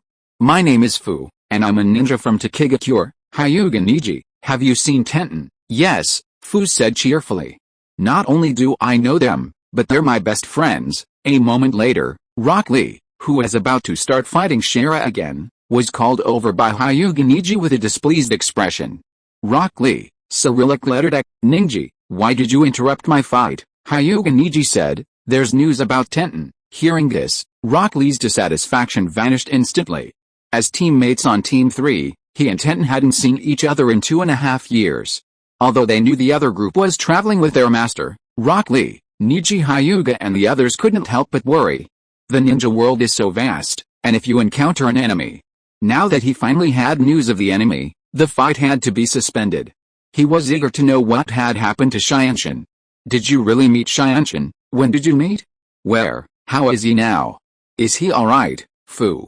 "Now I know what to ask. That's not the attitude you showed me." You're so fierce." After Rock Lee's question, he received no answer for quite some time. Only then did he notice Fu's ambiguous gaze. Despite his intelligence, after a few minutes, he finally realized that his previous attitude seemed a bit misguided. The next instant, he took a step back and bowed. "I'm sorry, I just spoke too loudly to you. Please excuse my rudeness. Could you tell me about Shianshin's situation?" Please, HMPH, Fu snorted softly, the sadness in his heart vanishing. Under their expectant gaze, he began to recount the story of his past relationship with Uzumaki Karin, Tenten, and the others. Our fateful meeting happened on that sunny day, in a foreign land. Fu was telling of the unforgettable and magnificent friendship between two people. Of course, what Hyuga Niji and the others heard was, I'm going to grill fish with everyone, go swimming, look for bird eggs. After a while, Rock Lee finally interrupted Fu's story, saying, well, I know you're having a lot of fun. He asked, how strong is Tenten now? Have you learned any new ninjutsu? After confirming Beyond's safety, this was what Rock Lee was most concerned about. Strength. Fu frowned and thought for a moment, then said uncertainly, Beyond's strength isn't bad, is it? I think he's been practicing a lot. He keeps saying 80 all day long. Rock Lee smiled in relief. During those 2.5 years, he and Niji hadn't wasted any time. Musashi had subdued him beforehand in the previous Chunin exam duel with Gaara, without irreversible consequences. After receiving Tsunade's treatment, there were no hidden dangers in his body. After a long period of training, his strength had improved tremendously. Even if Gaara were standing in front of him right now, he would dare to kick him several times. In this situation, as a teammate, he didn't want to be left too far behind. Great, Rock Lee looked into the distance with bright eyes. Shianshin, you're catching up to us too, come on, our class 3 is the best. Fu felt that this Konoha ninja with such a peculiar painting style seemed to have a vague understanding of his own strength. Putting aside the facade of friendship he shared with Tenten, just by looking at the Rasengan he'd been practicing, his mastery and power were already impressive. Not to mention the white rat with yellow fur that he saw every day. If he truly used his full strength, the green tights in front of him seemed no match. But he kept these thoughts to himself. Judging from the others' words, he, too, should be friends with Shianshin. And then, you are friends with Shianshin, and so am I. Could we be called friends? I heard that a friend of a friend is a friend. Hyuga Niji and Rock Lee remained silent. Besides, Uzumaki Karin, Haku, and Suzumiya Musashi are all my friends. Do you want to be my friends? He asked, looking at him expectantly. Ayame wasn't a Konoha ninja, so she remained silent at that moment. Hyuga Niji and Rock Lee were still hesitant. Yamanaka Aino looked at them questioningly, while Akemichi Chouji watched Fu's hands. Realizing that she had no intention of bringing snacks and befriending him, he too hesitated. Only Hiruno Sakura showed a hint of hostility in her eyes. Are you and Uzumaki Karin friends? Yes, Fu said. Karin is my first friend, you're her friend? Can we be friends too? Hiruno Sakura crossed her arms. She and I aren't friends. Fu's enthusiastic expression stunned him. Is she an enemy? Hiruno Sakura snorted coldly. You're right, at first, it couldn't be said that Hiruno Sakura disliked Uzumaki Karin, but she was simply indifferent to her. At school, they weren't the same kind of people. She was gentle and pretty, while Uzumaki Karin was hot-tempered and nicknamed Red Flame Cobra at school. She's fearless and dares to fight anyone. She, Yamanaka Aino, and Uchiha Sasuke are the leading figures in the class and are at the forefront of fashion, while Uzumaki Karin is always with Hinata and the others. They always repel each other, but they don't interfere. The balance was broken one day, a few years ago. Her beloved Sasuke uttered cold and cruel words from his 37-degree mouth. Didn't I tell you you were too loud? You can't help me. All you can do is cry. Don't even talk about comparing yourself to a girl like Karin. You're not even as good as Aino and Tenten. Instead of crying, you should go back to training. Stop bothering me. Her heart broke. From that day on, she knew that Sasuke Uchiha always considered her inferior to Karin Uzumaki. The latter was also on his blacklist. So, upon learning that Fu and Karin Uzumaki were best friends, even though she knew it was inappropriate, she couldn't help but show hostility. Ninja, master of supernatural powers, superior medical ninja, Konoha Catherine Sakura. At that moment, I will use my strength to prove Sasuke Uchiha wrong. The Karin Uzumaki you have your sights set on is no match for me. Thinking of happy things, Hiruno Sakura couldn't help but frown. At that moment, Fu spoke. So, you're Karin's enemy? Hiruno Sakura regained her senses, raised her head, and said, yes, I already told you once. What do you want? Fu continued speaking, as if talking to Hiruno Sakura, but also as if talking to herself. You're Karin's enemy? Karin is my best friend. And now it's the Chunin exams, a unique opportunity, so, Fu looked at Iruno Sakura and smiled kindly. Let's fight. Chapter 288 Iruno Sakura, a few sentences, 8 broken ribs. Let's fight. When Haruno Sakura heard this phrase clearly, she was stunned for a few seconds. The main reason was that she couldn't understand why the girl, so kinda aggrieved after Rock Lee's reprimand, had suddenly challenged her to a fight. She continued smiling. Looking at her closely, although the other person was smiling, her expression was completely different from what it was now. Haruno Sakura, who reacted suddenly, became even more enraged. What are you? Submissive to Rock Lee, but you dare to hit me so hard? Am I so different from that guy? If she had been the Haruno Sakura of before, she could have followed the principle of the less trouble, the better and not provoke the other party. But now things were different. Although the opponent's wings seemed a bit troublesome, she wasn't afraid of her at all. Yin Seal, Palm Magic, and Strange Force Magic. After receiving Tsunade's instructions, she was no longer the weak Iruno Sakura. Not to mention that the other party was a young-looking girl. Even if she was a famous ninja, Haruno Sakura was confident she wouldn't lose against her. Hyuga Niji, Rock Lee, and the others remained silent, for, in their opinion, how much of a fuss would a fight between two girls cause? With them present, Haruno Sakura would be fine. Akemichi Traji and Yamanaka Ino tried to dissuade them, but Haruno Sakura raised her hand to stop them from speaking. Haruno Sakura said confidently, "A fight? Of course, don't cry when the time comes," Haruno Sakura said, clenching her fists against her chest, making a cracking sound. Fu was still smiling, but his wings fluttered slightly and his delicate fist slowly closed.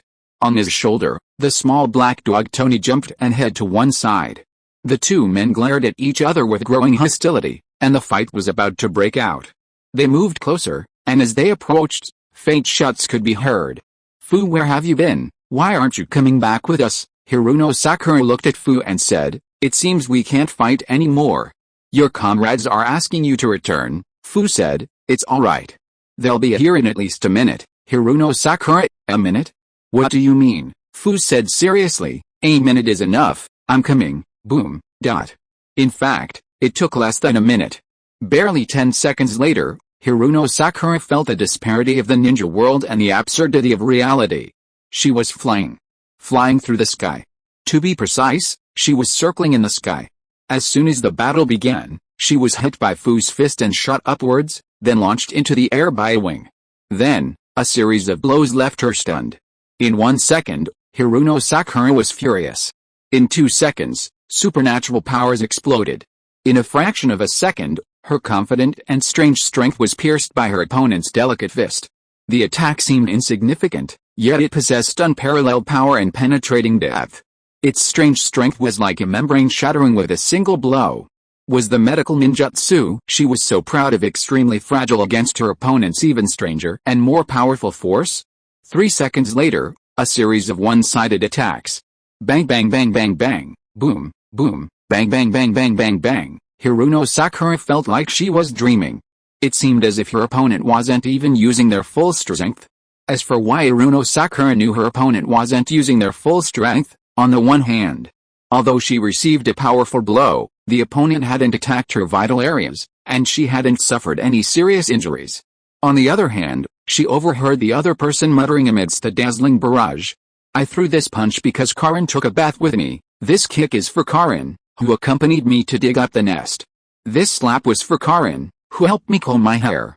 Karin, whom Sasuke recognizes. I'm not an inhospitable person, so what's wrong with being a little warm and friendly? I felt pain all over my body, my stomach and mouth hurt too. If it weren't so painful, Haruno Sakura would definitely scream, whatever you want to eat, I'll treat you, okay? Please eat as much as you want, please. Stop hitting me." Fu, naturally, didn't know what Haruno Sakura was thinking. The other part was for Uzumaki Karin.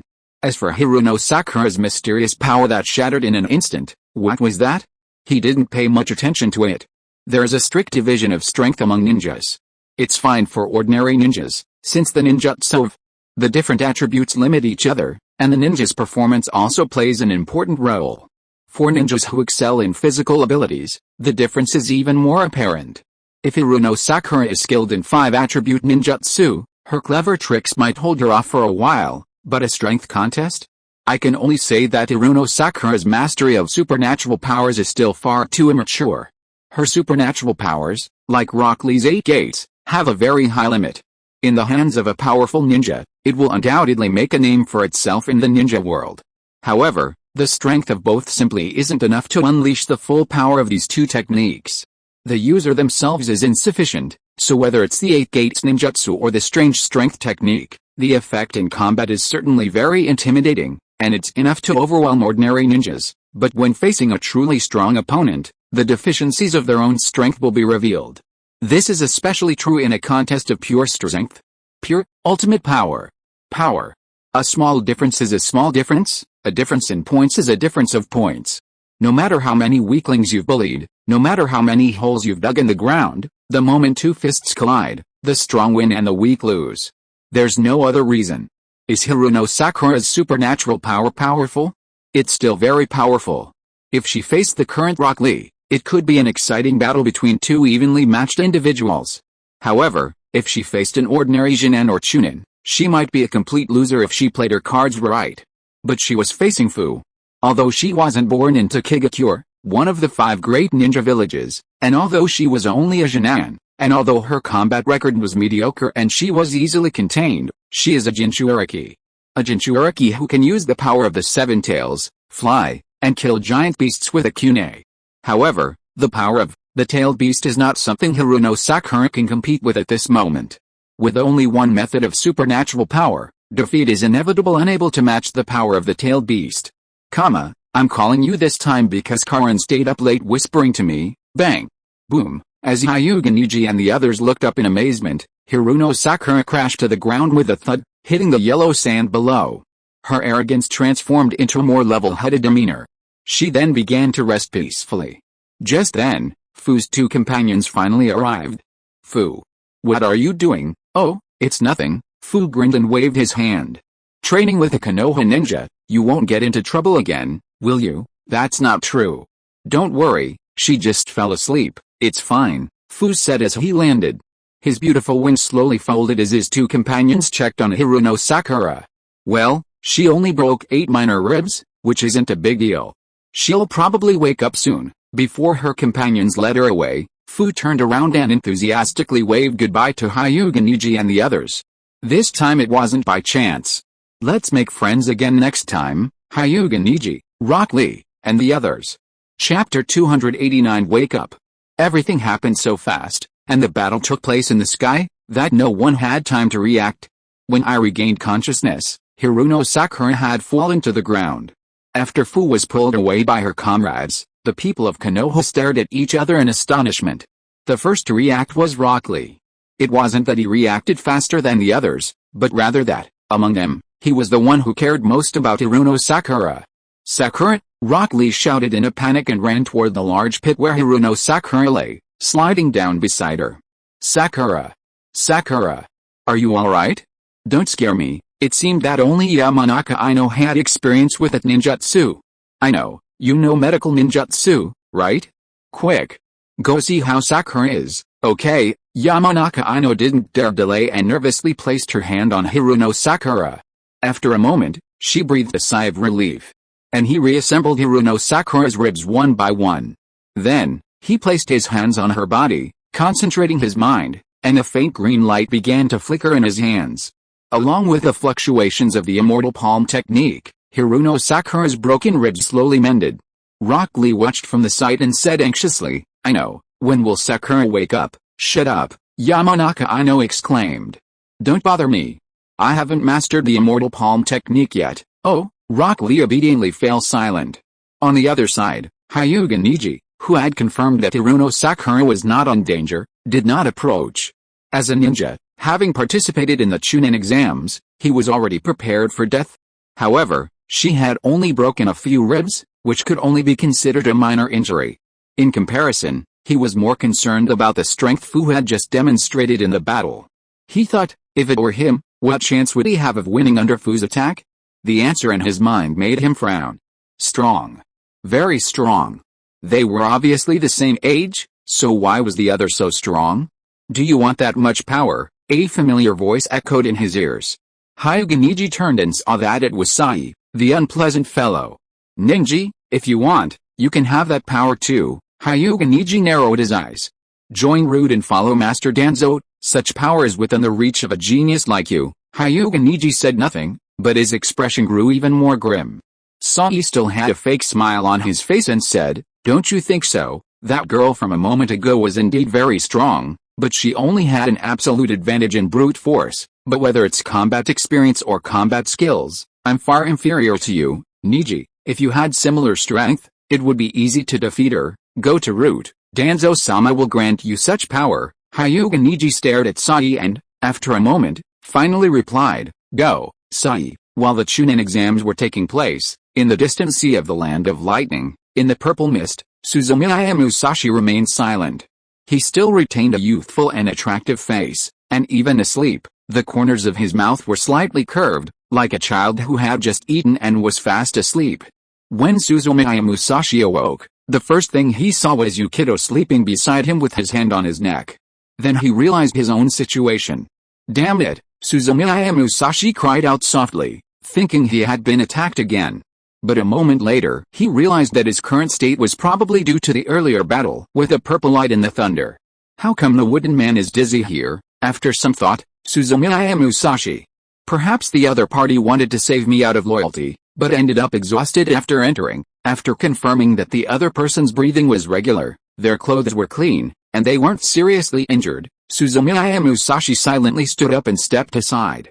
After a self-examination, she discovered that the injuries on her body were still within a manageable range, and for some reason, her chakra had also recovered somewhat. Then, she began to look around and soon found several sealing scrolls floating in the purple mist space.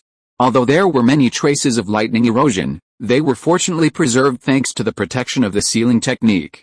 As for the ninja pouch and other items, they had long since been torn and destroyed. Untie them. First, she took the training clothes that Bai had prepared from the sealing scroll and put them on, then replenished some military ration pills, and then Suzumiya Musashi took the next step. The Art of Spiritual Communication, Bang. Chapter 290 Origin, Companion. The smoke dissipated, and the slug appeared before Suzumiya Musashi. Ah, Musashi-kun. What happened? The slug immediately noticed the injuries on Suzumiya Musashi's body and exclaimed in surprise. Slug, I'll explain slowly. Help me heal my wounds first. Cold chakra flowed continuously from the slug's skin into Suzumiya Musashi's body, and his injuries began to heal. Musashi-kun, how did you get hurt so badly? Did you fight the cage of the great ninja village? It's no wonder the slug thought that. Based on its understanding of Suzumiya Musashi's strength, after initially mastering the fairy technique, his power had increased considerably. Even ordinary elite jonin and famous masters might be nothing compared to Suzumiya Musashi. And the ninja who could injure Suzumiya Musashi must be a cage-level powerhouse. Could it be the Raikage? Enoki? Or, and many more? The slug finally figured something out. Chakra, brimming with healing power, continued to flow, but the tiny mouths of the slug clones had unconsciously opened wide. This is, Musashi-kun. What are you doing here? Unlike tailed beasts like Matatabaki, they have difficulty perceiving energy that isn't chakra. As one of the ancient beings of this world, the immortal slug, who had existed since who knows how long, quickly detected the anomaly thanks to his familiarity with natural energy. The entire space reached a terrifying level. Energy fluctuations of destruction and vitality intertwined here. Vitality seems to have a slightly strange taste. Such a thought crossed the slug's mind, but he didn't dwell on it. The most important thing at that moment was what was happening. As the former ruler of the Dampone Forest, one of the three sacred places, he had existed in this world longer than the Otsutsuki and already understood what this place was. Thunder and water give rise to things, and the remaining earth becomes essence. How could Suzumiya Musashi have caused these things? It's a long story. It was actually an accident, Suzumiya Musashi began to narrate. He had nothing to hide from the slug. From the mission to the Land of Waves a few years ago, to the Thistle Group, the Black Light Guard of the Lightning Land Daimyo, to now. He never imagined that, after defeating the small one, he would encounter the large one, and after defeating the humans, the long worms. In the end, he had a fight with a group of arrogant consciences. He sighed. Musashi-kun, I honestly don't know what to say about you. Should I say you've been blessed with a long life, or that you're a newborn calf who isn't afraid of tigers? It's a miracle you're still alive. How lucky. Suzumiya Musashi scratched his head. The slug's tone was gentle, making him feel like his family was taking care of him and complaining, and he felt a little embarrassed. Perhaps, the slug said, otherwise, it's inexplicable that you can still speak here now. Suzumiya Musashi looked at the slug's frightened expression and asked, confused, do you know the origin of those long worms, and that strange ball of light? The slug paused and replied, it's a long story. Musashi-kun, you know there's more to this world than chakra, right? Suzumiya Musashi played dumb. You mean natural energy. The slug remained silent. It continued, there are things you shouldn't know. I didn't expect your strength to improve so quickly. I didn't expect you to be able to survive in this situation, Musashi-kun. When you were practicing senjutsu, you should have realized that there's more to energy than just chakra. Before chakra appeared in this world, other energies existed, the energy of the origin of attributes, formed by condensing the essence of heaven and earth and combining them to form life. Suzumiya Musashi looked puzzled. Energy of the origin of attributes, that's right, the slug said, wind, thunder, water, fire, and earth, they all have their own original energy, Musashi-kun. The relationship here is quite complicated, you just need to know that even chakra power is merely an evolution of the world's energy. Suzumiya Musashi said nothing. He thought to himself that what the slug hadn't said was probably about the Otsutsuki and the sacred tree absorbing the world's energy and converting it into chakra. Original energy, the origin of thunder, slug, to be precise, it's the source of thunder and water. Suzumiya Musashi frowned. Thunder water, the slug nodded its antennae. Yes, thunder water. Suzumiya Musashi thought about it and asked again, if that energy consciousness is the origin of thunder and water, what about the Emperor Snake group? I believe the lightning venom they possess is very similar to the original energy, the slug said. Musashi-kun, what you think makes sense. The Emperor Viper clan is certainly connected to the origin of thunder and water. To be precise, the Emperor Viper clan is a clan that condensed and was nurtured by the power of the origin of thunder and water. Induced labor? Suzumiya Musashi asked. You mean the Emperor Kui clan is that ball of energy, generated by the original energy that fought with you? Suzumiya Musashi he was also a little surprised. He had originally thought that the Emperor Viper clan might descend from ancestors who inhabited this marine region brimming with thunder power. Due to their geographical advantages and the influence of thousands of years, they had gradually mastered the power of thunder venom. This aligned with his theory of evolution. However, he hadn't expected the other party to evolve not from an ordinary creature, but rather from a powerful group. But then, Suzumiya Musashi sneered inwardly. Naruto. Chakra can give rise to tailed beasts, so what if original energy can give rise to the Emperor Serpent? It all makes sense. Slug, can the 5 classes of original attribute energies give rise to this kind of accompanying group? Can you tell me something? Suzumiya Musashi was somewhat curious. The slug didn't refuse and satisfied his curiosity.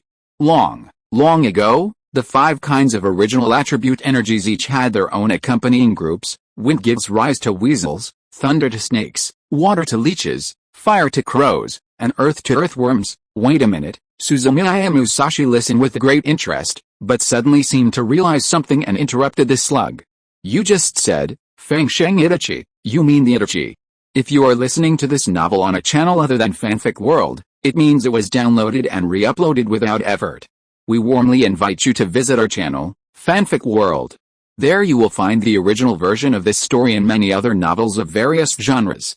We look forward to seeing you dive into a world of incredible novels. Chapter 291 Slug's Question. Upon hearing Suzumiya Musashi's question, Slug confirmed his assumption. Yes, it's Kamedachi. Kamedachi was also born from the original power. Suzumiya Musashi wondered aloud in amazement. He never imagined that a group of mice from the Valley of Absolute Wind could have such an origin. Compared to the Emperor Serpent, it seems a bit weaker. Hearing this, Slug explained, that's normal. The original power has its own strengths and weaknesses, and the same is true for the companion tribes. In ancient times, the Wind origin was the most powerful, and its companion, the Sickle clan, was also the most powerful and spiritual. Earth and fire are next, the thunder origin and water origin are the weakest. Tikao? Slug, Musashi-kun, don't be impatient, just listen to me. The original powers have different strengths and weaknesses, but it's not always like that. With the passage of time and the changes, the situation also changes. The origin of wind lies high in the sky, with overwhelming force, and can come and go freely. The origin of earth is calm and self-sufficient, while the origin of fire is unrestrained. The origin of thunder and the origin of water are found at the end. However, every time there is a storm, the two original forces meet in the world and, over time, become increasingly compatible. Finally, lightning and water merged into one, becoming the most powerful source of power. The companion tribe changed from snakes and leeches to the emperor snake, and its strength also rose to the highest level. Suzumiya Musashi was greatly surprised to hear this. And now what? I've seen the emperor serpent, the Konoha, the origin of thunder and water. Where is the origin of fire? And the origin of earth? Ah, right, the geomagnetic demon swamp on earth, isn't it? The slug had a complex expression. After a pause, it said, the origin of fire has dissipated. Suzumiya Musashi was stunned. Dissipated, the slug replied. Yes. Not only the origin of fire, but perhaps even that of wind has dissipated. For 1,000 years, the world has undergone tremendous changes, and the power of origin has also been affected. The origin of fire and its companion races have completely disappeared from the world. The origin of wind has not been seen for almost 1,000 years, and perhaps it has dissipated. Its companion, the Konoha clan, was once the most powerful, and could even reproduce independently without the power of origin. Now, it cannot. They are as powerful as before. They hide in the valley of the absolute wind, barely surviving. The earth origin occupies the forest and has almost lost its spirituality. The geomagnetic magic swamp and the golden pond you found in the land of earth are, in fact, the remaining power of the earth origin. However, its companions can no longer be considered living beings. They have degenerated into the strange snakes you saw before. They can only be considered energy bodies that can condense. And the thunder and water origin, after merging, became the strongest origin. Although it too has been weakened by the great changes in the world, it can still hide in the seabed and maintain consciousness. Its accompanying group, the Emperor Viper, also retains some power, but, after saying this, the slug looked at Suzumiya Musashi with a complex expression. After feeling a little puzzled, it continued, but now, this consciousness has also dissipated. I don't know if it can condense and awaken, Suzumiya Musashi, so you blame me? Clearly, it was the other party who made the first move. Slug, why are you looking at me like that? Suzumiya Musashi said uncomfortably. I wanted to kill myself. I had no choice, so, I know, the slug sighed. I didn't say I blamed you. It doesn't matter whether the consciousness of the origin of thunder and water exists or disappears. It only saddens me that a human was able to overcome the original consciousness to the point that it had to dissipate. I don't know if it's because the original power is too weak or if you're not human. Hey, Suzumiya Musashi disagreed. Slug, your words are a bit hurtful. What do you mean by you're not human? I was injured too.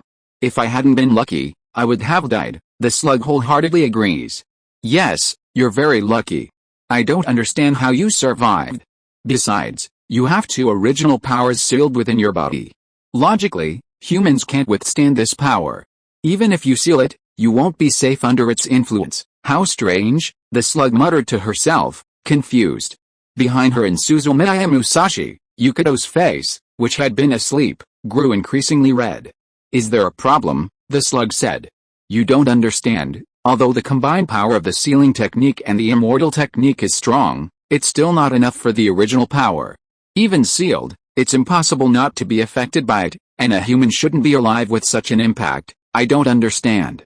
I really don't understand. How are you still alive? Just as Suzumiya Musashi couldn't help but roll his eyes, Yukiro, who was nearby, woke up with a groan, drawing the attention of both Suzumiya Musashi and the slug. Ren said, dazed, where's this? What happened to me? Ah. Great. You're still alive, Suzumiya Musashi, although it's worrying, it sounds strange. But after all, they are comrades in battle. Although this battle maniac had made things difficult for himself earlier in order to fight, Suzumiya Musashi no longer blames him for fighting side by side. If the wooden man hadn't intervened and suddenly pulled me out of the Emperor Snake's siege, it would have been difficult to tell if I was alive or dead. With such a life-or-death friendship, he unconsciously grew much closer to the other party. Suzumiya Musashi said, I'm fine. And you? How are you now? I see you still have some battle wounds. Shall I let the slug heal you? No, there's no need, Youmuran blushed and panicked, refusing. It was just an accident. It's fine now. Then he quickly changed the subject. What will you do now? Looking for an opportunity to leave, Suzumiya Musashi's attention was successfully diverted. He heard Yukido's question, and his gaze turned cold. I'll go back and deal with Emperor Kui, and the Black Light. Youmuran hesitated and asked, you still want to go, but the Emperor Viper clan is numerous, and we mustn't underestimate the poison lightning. It cost us dearly to escape before. If we go back, Yukido didn't finish his sentence. But judging by his expression, it was clear he was worried that Suzumiya Musashi would run into the purple stripe Emperor Viper and suffer again. I was lucky to escape last time, but this time, it might not be so easy. There was an incomprehensible look in Suzumiya Musashi's eyes. He reached out, touched the edge of the purple mist space, and gently stepped through the Black Thunder Zone. Chapter 292 The Terror of the Black Lightning 2. Like a bamboo paddle, the black water streaked with purple flowed through his hands, but it didn't hurt them. Ever since he awoke, Suzumiya Musashi had felt that the power of thunder in space no longer produced the same dangerous and deadly sensation as before. Now he tested it, and it turned out to be just as he expected. The black thunder no longer harmed him. Not only do I have to return, but I also have to settle old scores, Suzumiya Musashi said as he took a Binglian pill from the sealing scroll and let the slug continue healing his wounds while replenishing his strength and chakra. 3 days later, in the cave. Wait, what are you doing with your teeth bared? When I was in the same situation as you, I was much better than you. Listen to me. Either you get out alive or you die in the pit. There's no other option. Sitting cross-legged in a large recliner, he watched the figures uneasily. With the help of the Emperor Viper clan, the destroyed grotto was re-excavated, and the blacklight cultivation pits were refilled with black liquid.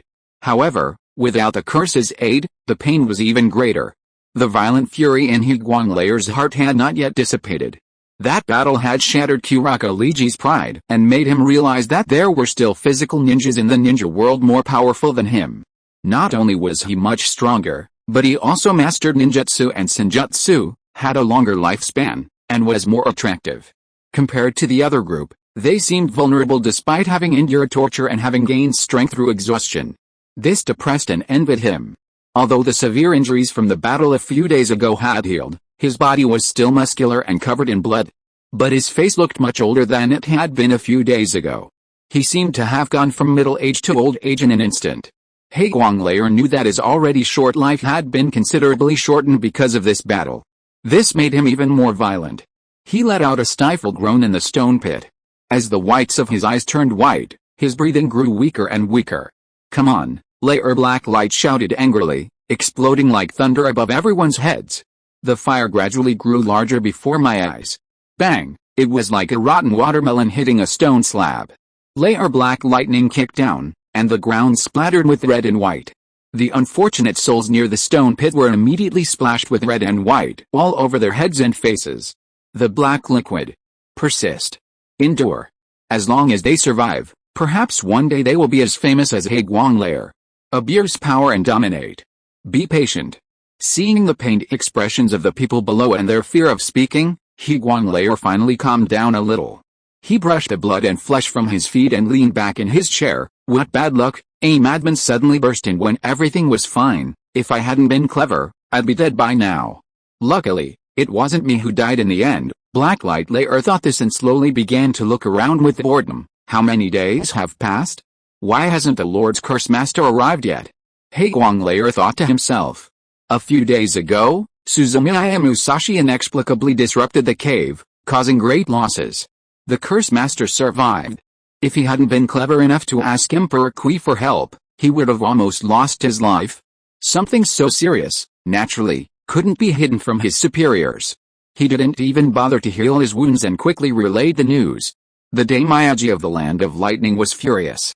The Blacklight Guard was the force he valued most, yet now someone had infiltrated and started a massacre.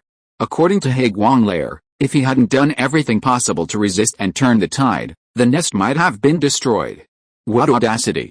If it weren't for the Emperor Viper clan and Blacklight Layer, who eliminated the enemy, the Thunder Kingdom's years of secret accumulation would have been undone. The daimyo of the Land of Lightning was both angry and afraid.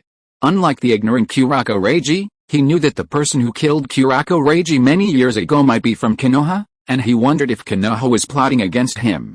Fortunately, the enemy was dead. While suppressing his anger, he could only let Blacklight Lair take charge of the situation temporarily. He mustn't let this opportunity slip away. At the same time, he redoubled his efforts to organize and summon a group of Curse Masters and Seal Masters to control the situation and improve the barrier. Blacklight Lair now awaited their arrival. He wouldn't have to keep watch here any longer. As one of only 2 members of Blacklight, he was strong and held high status, so he could rule without interference and be free and at ease. Just as he was thinking this, a noise suddenly sounded in the distance. Higuang Lair unconsciously sat up in his chair, startled, and then realized that the person he was waiting for had arrived. A group of figures in long robes entered the cave. Their clothing was slightly different. Those wearing hoods were Curse Masters, and those with noble manners were Seal Masters. There were nearly 20 people in total.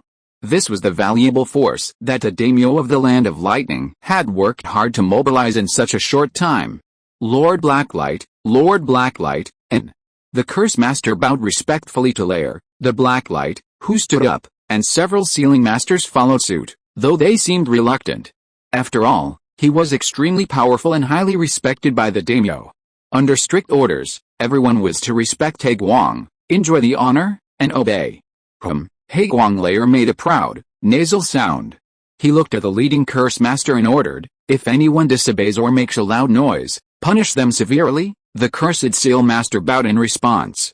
Lair of the Blacklight turned and said to the sealer at his side, I don't know much about sealing, but anyway, we must do our best. We must make sure not even a fly gets in here. If anyone comes in again, you'll be in trouble. Several sealers glared at each other with a trace of resentment in their eyes. Did you hear that? Lair of the Blacklight's voice was as loud as thunder. Several sealers, intimidated by the power, reluctantly agreed. Understood, Lord Blacklight, leave the sealing matter to us. HMPH, Lair of the Blacklight snorted again. In that case, I'll leave this place to you. Don't call me unless there's something else. As he was about to turn and leave, a sealer with a defiant look suddenly intervened. Master Blacklight, Lair of the Blacklight paused. What is it? There's no problem with the sealing barrier. But what about our safety until the sealing ritual is complete? Lair of the Blacklight sneered. Don't worry. As for the Emperor Serpents, as long as you don't provoke them, there will be no danger, and if there are enemies, impossible. Lair of the Blacklight raised his hand to interrupt the sealer. The latter's words reminded him of what had happened days before. The shadow of powerful punches and kicks seemed to reappear before his eyes, causing a dull ache throughout his body. Where are the enemies? This place is remote, and he doesn't think his luck is that bad. I feel relieved when Lord Higuang says so, the sealer said respectfully, but with a hint of mockery in the corner of his eye. As the most skilled sealer in the Land of Lightning, he was well informed and knew beforehand that Lair of the Black Lightning had been seriously wounded by the enemy. The reason he said this was to rub salt in the wound. The effect left him quite satisfied. Lord Higuang, if you have no further instructions, we begin now. Yes, Higuang hummed again. Lair turned and strode away. The authoritative voice faded into the distance.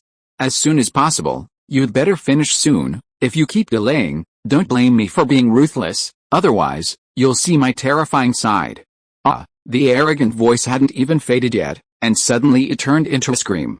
Although the sound was deafening, it wasn't hard to perceive the fear and horror it contained. It was like seeing a ghost. Chapter 293 Plowing the court and sweeping the cave. Why are you screaming? Did you see the hell?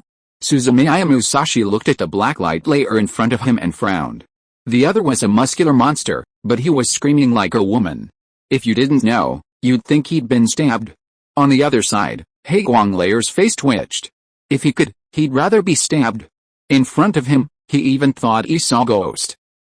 Are you a human or a ghost? Said Higuang Lair, with a tremor in his voice that he didn't even notice. Suzumiya Musashi smiled gently and said, What do you think? Aren't you dead? Why aren't you dead? Asked Suzumiya Musashi. Who told you I was dead? I'm alive and kicking. Don't believe me? Look. After saying that, Suzumiya Musashi considerately showed Kurako Reiji proof that he was alive and well, a fist wrapped in fairy chakra and brimming with energy. Boom, boom. Clash. A loud clap of thunder erupted from nowhere, and in an instant, layer of the black light was sent flying backward, shattering rocks across the sky. Suzumiya Musashi's attack was incredibly effective. A single blow made Higuang layer realize Suzumiya Musashi was still alive. Not only was his opponent still alive, but his strength was still as terrifying as before.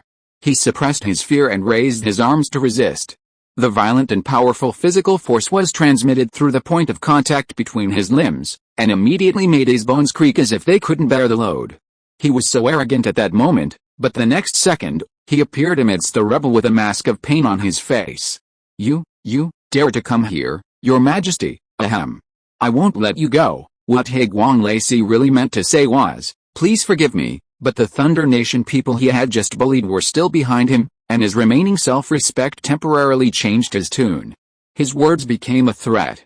And this was about to become the thing he regretted most in his life.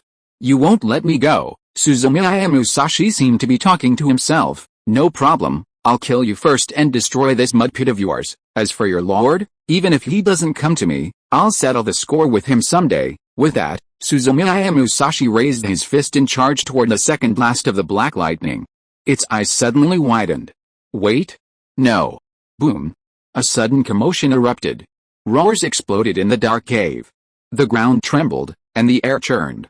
Not far away, the group of curse masters and sealing masters who had just heard Blacklight Lacey's instructions were dumbfounded. What had happened? How could Lord Higuang Lair, who had told them to be careful not to see his terrifying side, suddenly change his mind? Seeing the terrifying and shocking battle unfolding before their eyes, they, who had lived a pampered life in the past, lost their composure and hesitated, unsure whether to go and help or retreat.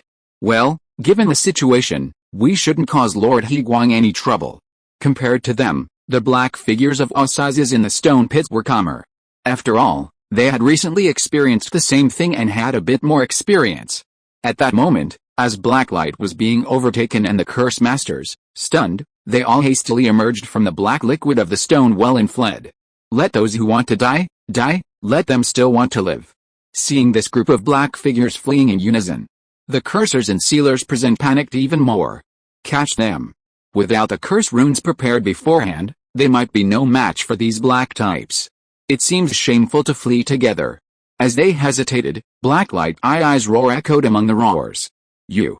How dare you! I let you escape last time, how dare you return? Now, I'll forgive you for what happened. But if you still dare to persist, boom, believe it or not, I'll make you regret it, boom boom boom. As furious as Blacklight Thunder 4 was, Suzumiya Musashi remained unmoved. The latter stared intently at Blacklight Thunder 4 with determination, and his fists rained down upon Blacklight Thunder 2 without pause. With each blow, Blacklight Thunder 2 emitted a painful groan. Great fun. After these days of thrilling battles, Suzumiya Musashi became increasingly obsessed with the sensation of fighting without distractions. Fist. Action. Up. Spin. Big jump. Muscles and tendons move bones, and the strength of the entire body is released without limit through fighting. How beautiful. After a serious injury, perhaps due to the improvement from consecutive battles, or perhaps to the subtle effect of the essence of thunder and water on him, coupled with the blessing of Sage Mode, he felt that his punches and kicks were smoother and more powerful than a few days ago. It seems I have inexhaustible energy throughout my body. To leave halfway. Finally, he abandoned his disguise of strength and began to beg for mercy. Stop fighting, stop fighting. Boom boom boom. I was wrong. I know I was wrong. Please let me go. Suzumiya Musashi ignored him. I will never again help the tyrant or be that old man's lackey. Please stop hitting me, I want to be a good person. Of course, Suzumiya Musashi gathered all his strength and threw a punch with all his might. The next life, boom, upon impact, the sound of breaking bones was clearly heard. Blacklight Lair finally collapsed. Suzumiya Musashi's attack. At the same time, a pitiful voice roared, "Go and find the Emperor's serpent to save me." He didn't hear them, nor the increasingly high-pitched voice of Black Lightning Thunder II, until there was no more sound. Boom, a white and terrifying pit suddenly appeared in the ground. The dust settled. After a moment, the twisted figure of Blacklight Lair appeared. Click, click, footsteps drew closer. Because he knew he was going to die. Chapter 294 How to Deal with Black Light. Why? Layer's voice, from the black light, was no longer as loud or deafening as before. At first, he wanted to ask Suzumiya Musashi who had ordered him to come here and why, but thinking that he was about to die, he didn't want to ask. He only wanted to know one thing: why? Can't you let me live? Do you know how much it cost me to get here? Do you know how precious what little life I have left is to me? I haven't yet mastered the ninja world, nor have I enjoyed enough of the glory and beauty bestowed by the daimyo. Suzumiya Musashi lowered his head and looked at the inhuman Higuang layer at the bottom of the pit. The sound was like ice. Because I believe you deserve to die, because now I can make you die. Hearing this, Higuang layer suddenly opened his eyes wide, filled with hatred. Unfortunately, his gaze could not kill Suzumiya Musashi. Fire style, great corpse annihilation in fire, the fire blazed. The fire ladder created with the immortal technique was more powerful, and the dying Higuang layer naturally couldn't withstand it. Under the flames, his life, his flesh, and his blood gradually turned to dust. Suzumiya Musashi observed the traces of the fire and, after a moment, exhaled deeply. Higuang layer's last question thrilled him. Why do you want to kill the other person? Of course, I believe the other person deserves to die. I didn't believe I could represent justice, nor did I believe what I did was right. I only wanted to kill the other person out of pure emotion. Afterward, I destroyed this underwater cave, I destroyed the blacklight base of the Lightning Land daimyo, and I destroyed everything I believed to be non-existent. Strength, it's all just talk. Without strength, you can only bury your head in the sand and live in silence. Without strength, you can do nothing. With great skill comes great responsibility. With greater skill comes greater temper. Without improving his strength, how can he protect the important people around him? Without improving his strength, how can he kill the enemies who stand in his way? Everything depends on strength. Naruto, Karin, Ayame, Uchiha Itachi, Uchiha Obito, Uchiha Madara, and Kaguya. To deal with all of this, you need strength. You need to achieve your goals step by step through your own sweat and hard work. Is mastering the 8 gates of Dunjia enough? Is learning the immortal arts enough? No. It's fine to intimidate Higuang, but if you want to deal with the future, your current self is still far from sufficient. Practice. You still need to practice. Suzumiya Musashi decided to resolve the problems here as soon as possible and then continue practicing. Nothing can stop me. Good food isn't good. Good wine isn't good. Beautiful women. Are you alright? A soft, pleasant voice suddenly sounded behind him.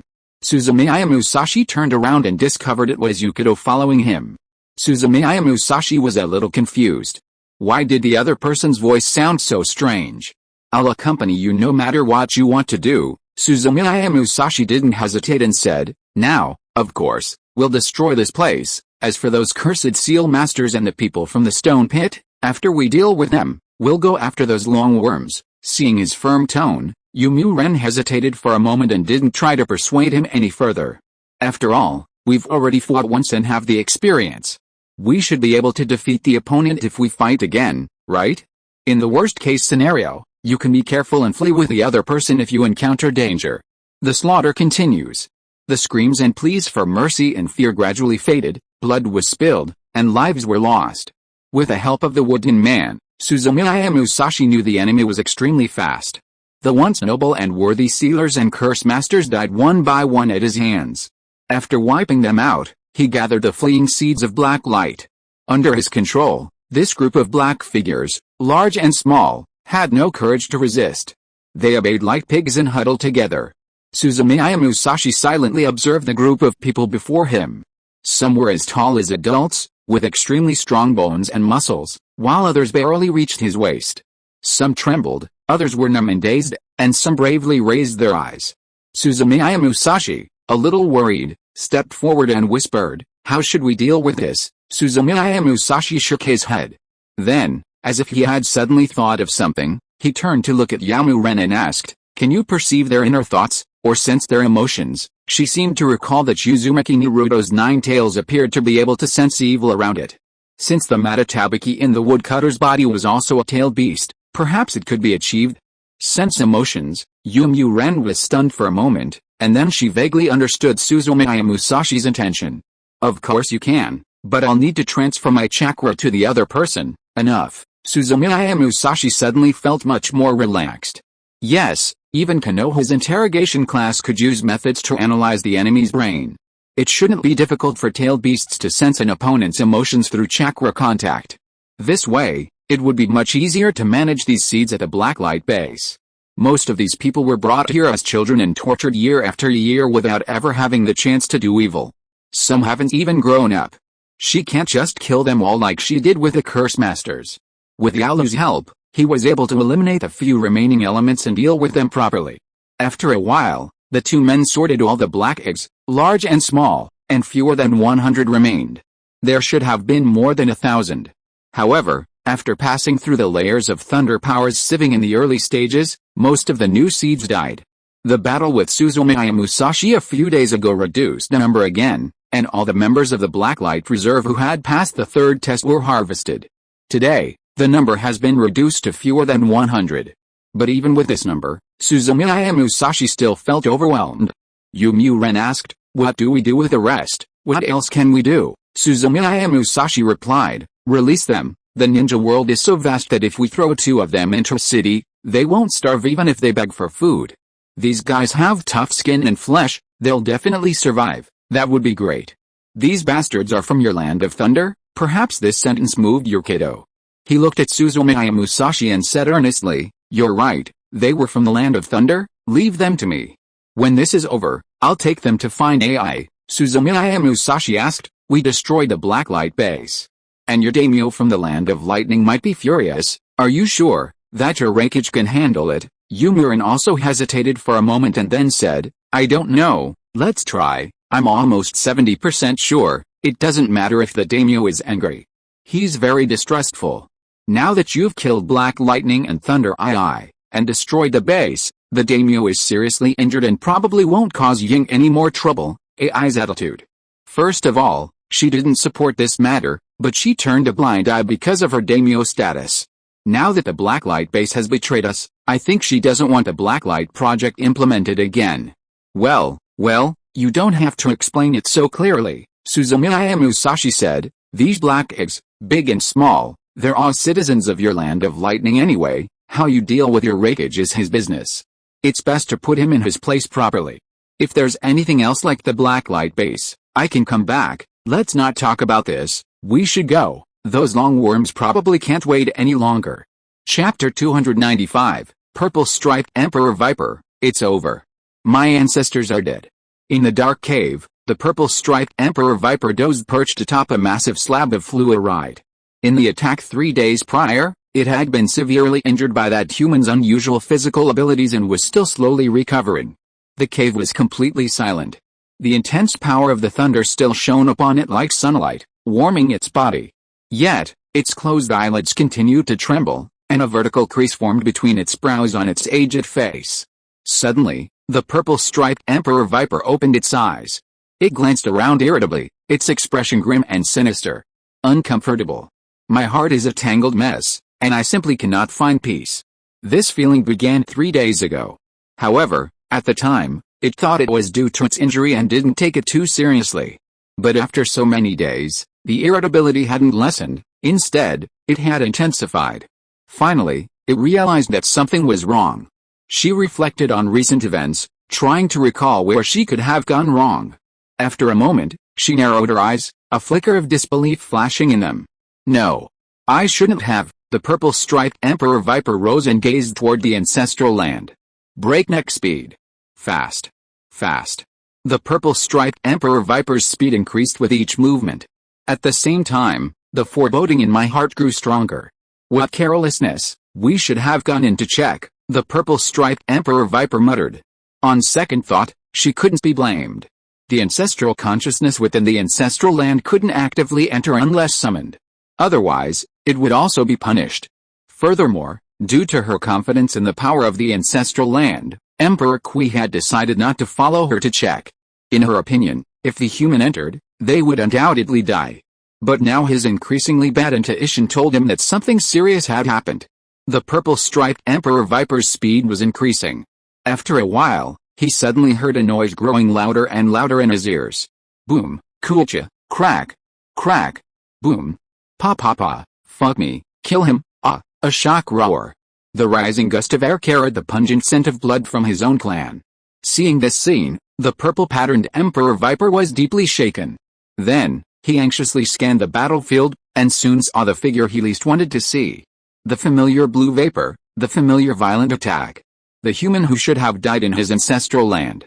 Boom! An Emperor Viper over 20 meters long suddenly bent under Suzumiya Musashi's kick, and the moment its head and tail overlapped, the cracking of bones was deafening. The screams abruptly ceased, and another Emperor Snake fell. Suzumiya Musashi felt the gaze of the purple-striped Emperor Viper and instantly turned his head, meeting its gaze. You, purple-striped Emperor Viper, damn it! You! How is this possible? What I worried about most finally happened. A great terror, but I had no idea what had happened in my ancestral land. The power of the ancestral land and the might of the Emperor Viper clan have declined for thousands of years. Now, even as the most powerful and longest-lived patriarch of the Emperor Viper clan, I have lost the ability to perceive the ancestral land. No. I didn't. I'll do it. It must be a coincidence. This human is incredibly lucky. The purple-striped Emperor Viper emphasized this to herself, but the fear in her eyes became increasingly evident. Boom boom boom. Suzumiya Musashi unleashed his full strength, swiftly eliminating the Emperor Vipers surrounding him, and suddenly lunged at the purple-striped Emperor Viper. The distance between them was rapidly closing. The purple-striped Emperor Viper could barely contain the unease in her heart. Looking at Suzumiya Musashi, who was approaching at full speed, she disregarded her wounds, which had not yet healed, and used the strength of her body to launch a thunderous attack against Suzumiya Musashi. Hey!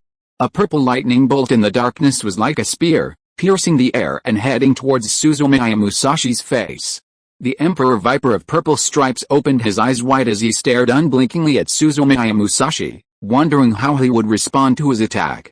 Suzumiya Musashi observed the attack that had severely injured him earlier, and although he had some confidence in his heart, he didn't dare to be arrogant. While striving to avoid vital points, he covered his arms with a dense layer of chakra and blocked the attack. Bang! A dull thud was heard, neither loud nor soft. It was as if the ball had struck the opposing goal again. Along with a thud, Suzumiya Musashi's body wobbled slightly from the force of the thunder and bounced gently. Suzumiya Musashi? Purple Stripes Emperor Viper, Greek letter Sigma, his eyes were wide open, and his trembling pupils conveyed great fear and shock. Seeing Suzumiya Musashi move again and approach each once again, he finally reacted too late. Stop! The purple-striped Emperor Viper cried out in anguish. Stop! In the field, all the Emperor Vipers halted under the pressure and shouts of the tribe leader. Even Suzumiya Musashi stopped. Not that he wanted to show mercy. After the strident cry of the purple-striped Emperor Viper, all the Emperor Vipers ceased attacking and moving, even the purple-striped Emperor Viper himself.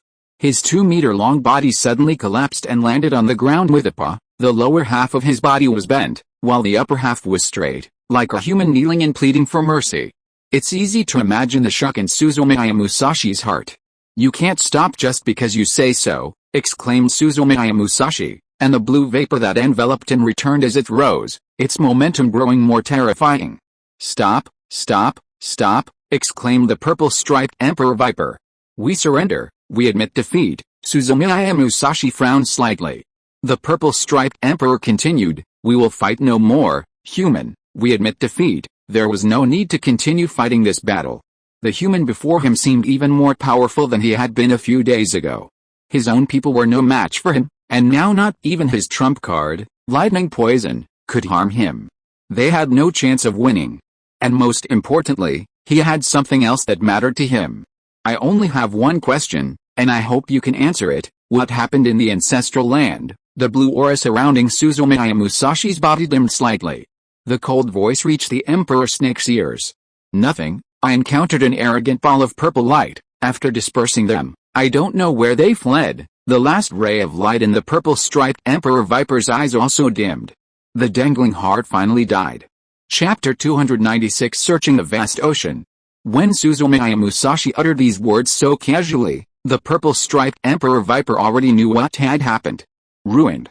His ancestor, the origin of all imperial serpents, the source of thunder and water, was shattered.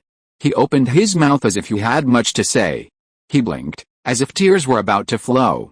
The purple-striped Emperor Viper couldn't help but recall his mistake. Had he allowed Suzumiya Musashi to escape to the ancestral land without stopping him? Or had he led his own people to attack and ambush the enemy? Or, when Layer of the Black Light asked for their help as agreed, shouldn't his fellow tribesmen have assisted? He didn't understand. There was no point in dwelling on it. He didn't even bother to ask why Suzumiya Musashi had suddenly developed such a strong immunity to the Emperor Viper's lightning venom. As the patriarch of the Emperor Viper clan, a wise man with a long life and extensive experience, he had one thing clear. For the Emperor Viper clan, it was time to make a life or death decision. Bye. Just wait a little longer. Xianshan's voice was a bit hoarse. His buns had become stale from neglect, and his clothes had a few stains. But he no longer had the mind to dwell on them. He opened his eyes wide and looked down carefully, not missing a single anomaly. 1 hour, 2 hours, 3 hours. Time passed, and Xianshan still hadn't accomplished anything. 3 days had gone by. He would deal with that troublesome woman and come to meet her. Although that woman seemed very strong, although she could transform into a giant raccoon, they didn't think she would cause Suzumiya Musashi much trouble. This was the level of confidence they had in Suzumiya Musashi after spending so much time together. Even though you are strong, you are no match for your master, brother. With such confidence, they waited calmly for Suzumiya Musashi to arrive. For an hour, they acted as if nothing had happened. For 3 hours, they were lost in thought. 5 hours later, they sensed something was wrong.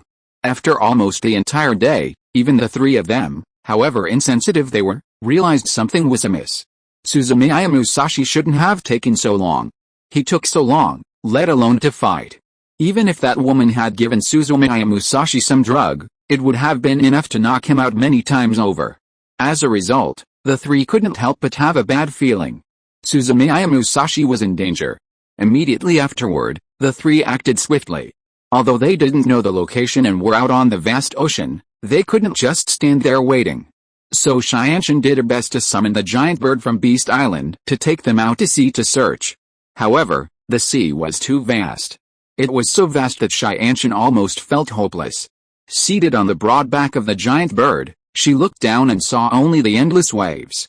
She couldn't even tell where she was, so she could only hope that the giant bird, being a native of the sea, could determine her location and conduct a thorough search.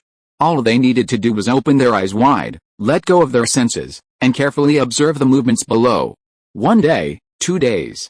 As time passed, the mood of several people grew increasingly heavy, and a gloomy atmosphere enveloped them. Find master, brother. Even if I have to turn the entire ocean upside down, I will find him. The long period of concentration, coupled with the high tension, made the three of them look haggard. Tenten and Uzumaki Karin continued to grit their teeth and endure, but Bai was beginning to feel unable to hold on any longer.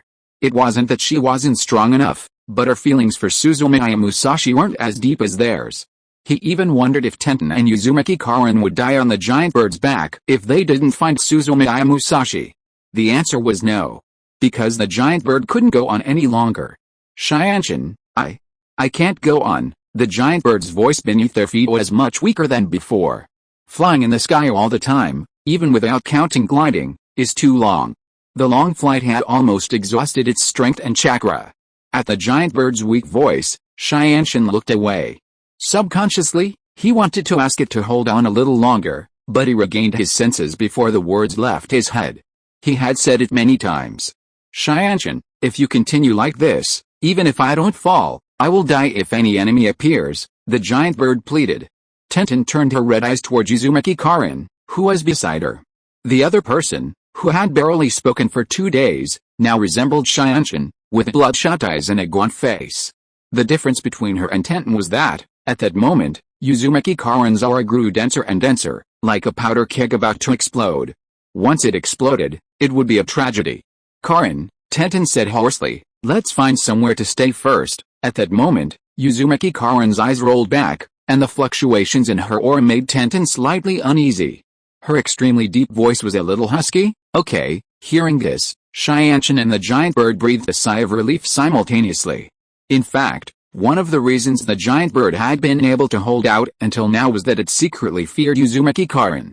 Ever since it discovered that Suzumiya Musashi had lost contact, Uzumaki Karin's aura had become increasingly subdued and depressing. The calm that preceded the explosion even frightened the giant bird. There were several times I wanted to hide and urinate, but I sensed Uzumaki Karin's aura and didn't dare say anything. When I couldn't hold it any longer, I simply peed in the air. The Supreme Lord of Beast Island's embarrassment lessened. Upon hearing that Uzumaki Karin agreed to rest, the giant bird felt as if he had been forgiven. He flew gently through the sky toward the nearest reef. "Karin, don't worry too much." While resting, Tenten tried to comfort Uzumaki Karin. "Perhaps things aren't as bad as we thought. Maybe the professor was delayed by something and couldn't deliver the news." "Yes, comfort? The feeling you give me now is that you want to change the world, you know that?" Chapter 297 Uzumaki Karin, Never Leave Again. Uzumaki Karin added, "It's been 2 days since the news arrived, Shianshin." "Well, it's been 2 days. The fastest ninja dog in the ninja dog clan is already on its way here. He'll probably arrive soon. Then we'll see." The night they discovered that Suzumiya Musashi might be in danger and searched for him unsuccessfully, Tenten and Uzumaki Karin devised a solution. Psychic. Both they and Suzumiya Musashi have summoning contracts with the ninja dog clan. Because long ago, to improve communication and adaptability among those around him, Suzumiya Musashi expanded the cooperative business within the ninja dog clan. So far, Uzumaki Naruto, Uzumaki Karin, Tenten, and Kafu have signed contracts with the ninja dog clan. Since Ayame isn't a ninja, Suzumiya Musashi lets Peter stay home.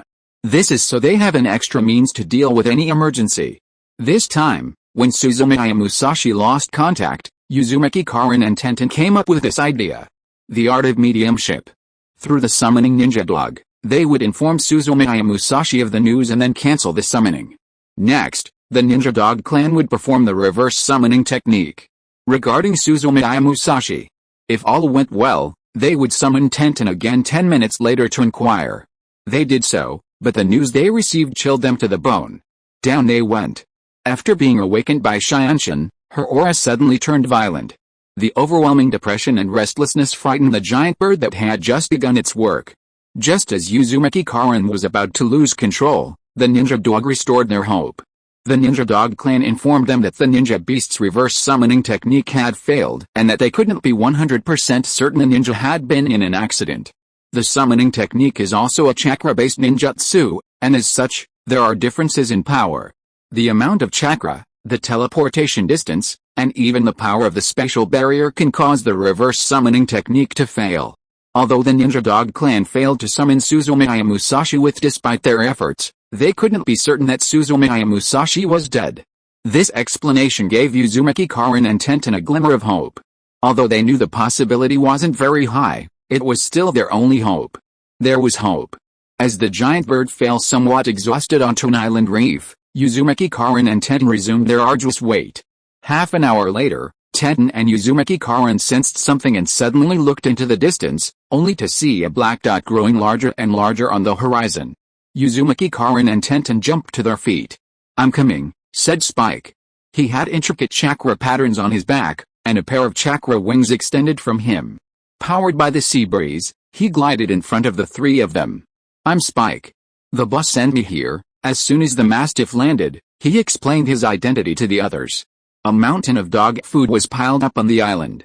Under the surprised gazes of several, he began to boast without saying a word. Ugh, ugh, ugh. 10 minutes later, the mountain of rations was devoured, and the mastiff Spike sat disheveled on the ground, panting and rubbing his belly with his front paws. Uzumaki Karin and Tenten waited with anxious eyes. 20 minutes later, Spike let out a long sigh and finally stood up. "I know what's going on, and I'm going to start right now." Then he added, "If it doesn't work, I have no other choice." Uzumaki Karin, no need to say more, let's begin. Spike took a deep breath. Then, an abundant chakra, visible to the naked eye, slowly emerged from his body, and when the surge reached its peak, his front paws suddenly closed. Psychic, magic, wow. The sea was blowing with a breeze, and in the sky and on the land, only the occasional cry of seagulls could be heard in the distance. The atmosphere instantly froze. Shianshin's eyes instantly darkened. Uzumaki Karin's eyes, which had been wide open, suddenly closed. Only desperate waves crashed against the stone shore. Spike looked with his dog-like eyes at the empty space in front of him, then at the silent people beside him, and gritted his teeth. I didn't do well this time. I'll try again. Hey. Psychic technique. Woof. The three of them were completely desperate. The giant bird, not far away, sensed the heavy atmosphere and flew away silently. Psychic summoning technique. Woof, woof, woof, bang.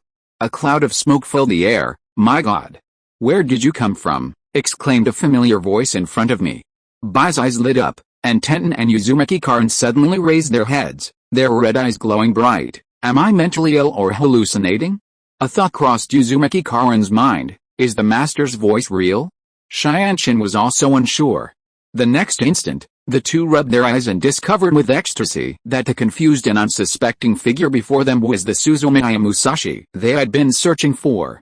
Master, Musashi-senpai, they shouted in surprise every day. As for Uzumaki Karin, after confirming that it was Suzumiya Musashi who had appeared before her, she stood up and threw herself into his arms. Uzumaki Karin inhaled Suzumiya Musashi's scent. Warm tears slipped from her tightly closed eyes, and the arms that.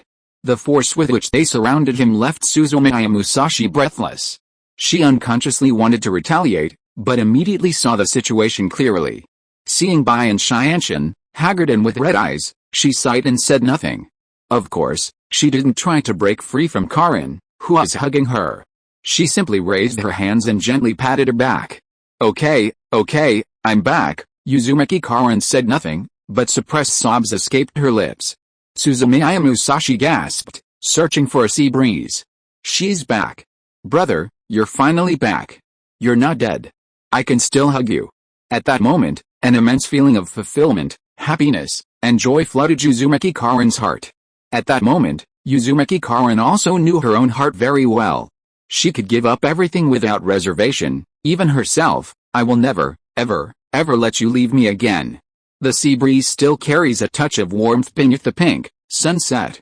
Above the islands and reefs, there was no sound other than the waves lapping against the rocks. Beside them was the giant bird, who seemed relieved that no one cared, and Spike the mastiff, who was looking at his front paws, wondering what had happened.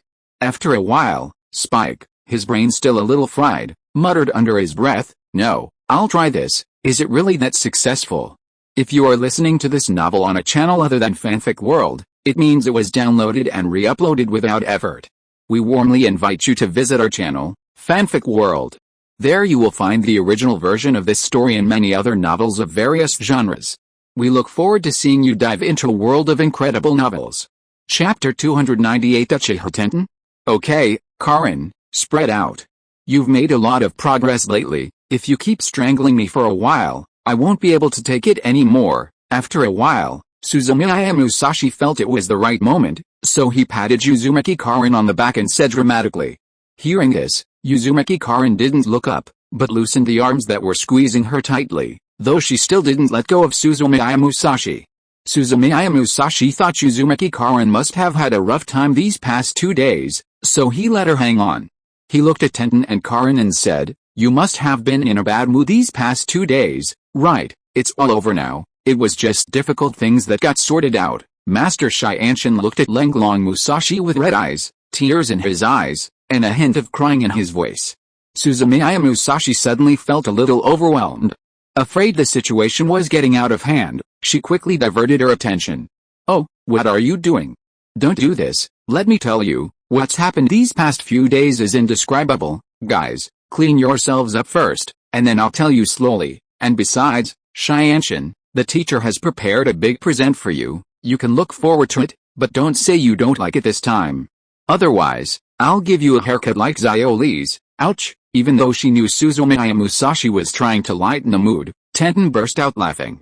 Thinking of herself with the same hairstyle as Rock Lee, and Suzumiya Musashi ordering her to wear green tights, the scene frightened her so much that she didn't know whether to laugh or cry, and her nose was full of snot. After all, she was still just a child, and for a moment she felt extremely embarrassed and angry, but this temporarily eased her urge to cry. "Alright, Karin, get downstairs. You should clean yourself up too. Hurry up and finish our work, then find an island to rest on. Let me tell you, the stories of the last 2 days have been very exciting. I met a group of coal-headed creatures and had a friendly training session with some special ninjas. There are also some long insects that can discharge electricity. I'll take you to see them now. Spike, are you coming with us or going back first? And that one-legged beast, are you coming with us? Never mind, take us with you and save your energy. One-legged beast. The name Suzumiya Musashi gave to the large bird whose leg he cut off. The latter, after a friendly exchange, reluctantly agreed. I'll be right there, Master Musashi. Since Spike still had tribal matters to tend to, he returned first. The giant bird unicorn, having just regained some strength, could only contain its anger and resume its work. As the one-legged beast trembled and soared back into the sky, it continued to grumble inwardly. I'm a bird, not a cow or a horse. Of course, it only dared to say it in its heart, not daring to voice it publicly. Haven't you eaten? Can you hurry up? Suzumiya Musashi's somewhat dissatisfied voice echoed above its head. All right, Master Musashi, stay put. The one-legged beast smiled flatteringly, flapped its wings more vigorously, and the group gradually disappeared into the blue sea and sky. The wooden man was assigned to deal with the remaining forces of the black light. Now, only a group of emperor snakes, large and small, remained in the cave. Well, let me introduce you. This is Uzumaki Karin, my sister. This is Shianshin, my disciple. This is Shiro, my little friend, Hu Emperor clan. This is Hao. Although small, he is the leader of the Hu Emperor clan and is very powerful. Uzumaki Karin and Shiro simply nodded in greeting. On their way, they already knew that Suzumiya Musashi was introducing Tenten to a group of longworms. Shianshin greeted them politely. Hello, I'm Shianshin, the purple-striped Emperor Kui Hao, a man of considerable strength, had wrinkles on his aged face and smiled kindly. Every day, right, Master Musashi's disciple had an extraordinary appearance. As he spoke, the purple-striped Emperor Kui noticed Shianshin's gaze and said in surprise, Master Musashi, didn't you tell me your disciple is from the Uchiha clan? Shianshin's eyes were blank. Am I an Uchiha?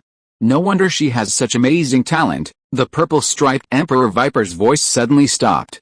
First, he noticed the atmosphere was a little strange, and second, he realized there was more than one person with a Sharingan present, including the little redhead beside him. If he looked closely, there was no Sharingan at all.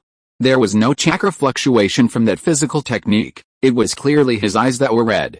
Under Suzumiya Musashi's hostile gaze, the purple-striped Emperor Kui changed the subject very smoothly. It's my old man's bad eyesight. The little girl has an extraordinary bearing. Subconsciously, she reminded me of the Uchiha clan.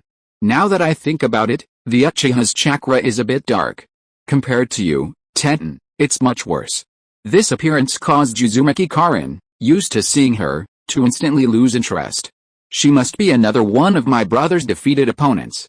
Well, enough of this trivial talk, we're in a hurry, Suzumiya Musashi said. First, Tenten, take out your noble phantasm scroll. Shianshin obediently took out his scroll and skillfully spread it on the ground. Suzumiya Musashi looked at the purple-striped Emperor and said, let's begin. Suzumiya Musashi got straight to the point, and the purple-striped Emperor Viper no longer refused. These were the conditions he had accepted in exchange for saving the Emperor Viper clan from massacre.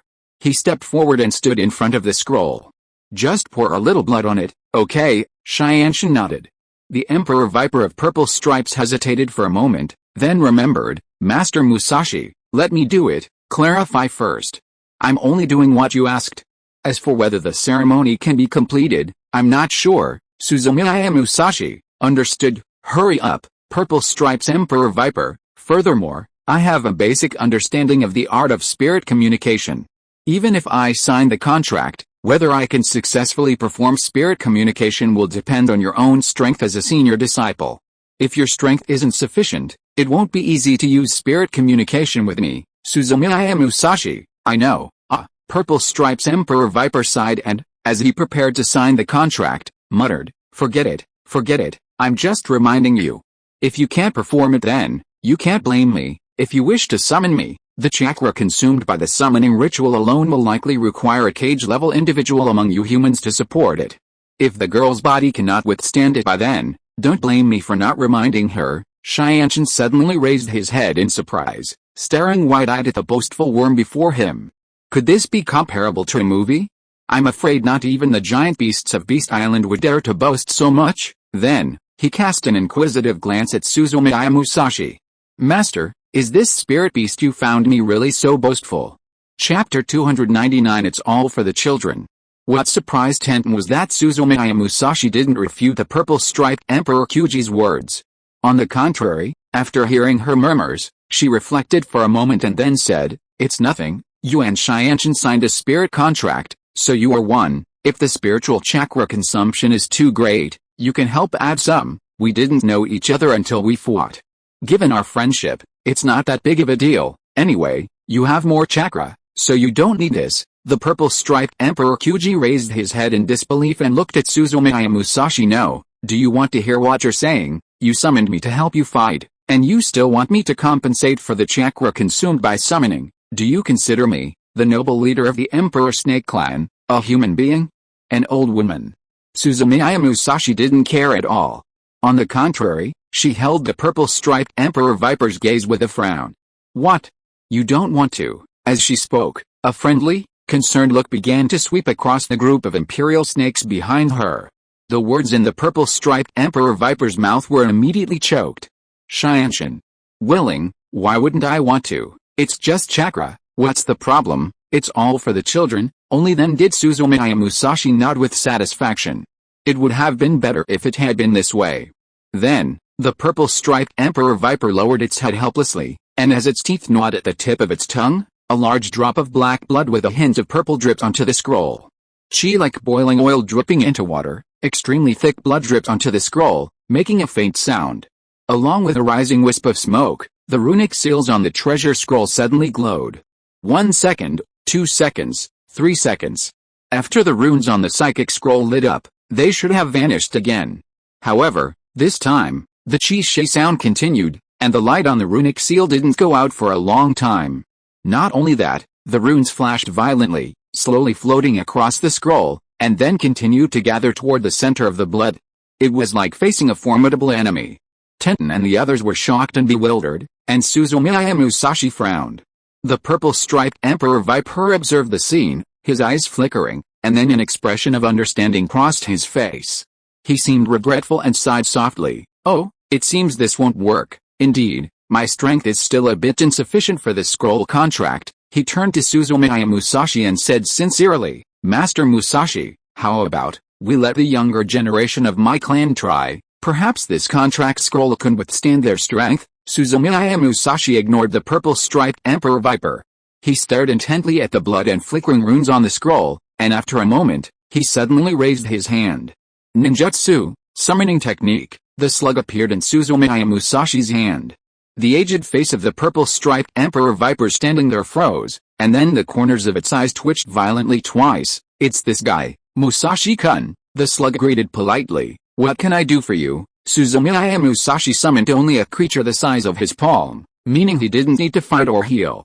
He looked around and spotted the Deku clan, Tenten, and the others. Under the slug's questioning gaze, Suzumiya Musashi said, "Slug, help me analyze the current situation. I want this guy to sign a spiritual contract with Shianchin, but Shianchin's spiritual scroll is in the state, of all the beings, beasts, Suzumiya Musashi could trust. The one who had lived the longest and knew the most was undoubtedly the slug. As lord of the Dampone Forest, he had been in the ninja world for who knows how long, so he certainly knew more than he let on. The purple-striped Emperor Kyuji, who was present, might know, but he obviously couldn't be trusted. After listening to Suzumiya Musashi's explanation, the slug focused its attention on the scroll, which was still rustling. After a while Suzumiya Musashi and the others waited, it said, "Musashi-kun, I see it clearly." Suzumiya Musashi asked, "How so? Can it be resolved?" The slug nodded with its tentacles, and Suzumiya Musashi and the others immediately breathed a sigh of relief. "It can be resolved. The current situation is due to 2 reasons. First, the power of the contract object is too strong, almost reaching the limit of what this scroll can withstand, making it difficult to complete the contract. The second reason is power compatibility." As the purple-striped Emperor Viper's face grew darker, the slug patiently explained, "Although the power of the ninja world is now primarily based on chakra, and the power of the Tiku clan has essentially assimilated into chakra after thousands of years of evolution, some subtle differences still exist. Everyone was confused. Beyond chakra?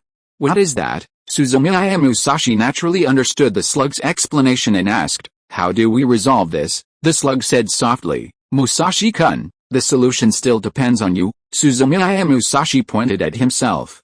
"Me?" Weakly. "Musashi-kun, you can inject your power into the scroll.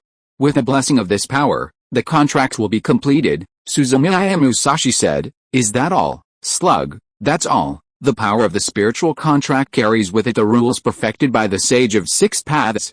If it were the very source of thunder and water, it might not work, but if it were a contract with the Emperor Serpent, it would." "Musashi-kun, you have a trace of thunder and water power hidden within your body. With the blessing of the immortal arts, you can raise the upper limit of this contract scroll and complete it without issue." Suzumiya Musashi nodded. "Slug, what do you want me to do?" Threads of natural power began to gather toward him rapidly. To one side, the eyes of the purple-striped Emperor Viper trembled again, and its face turned as black as the bottom of a pot.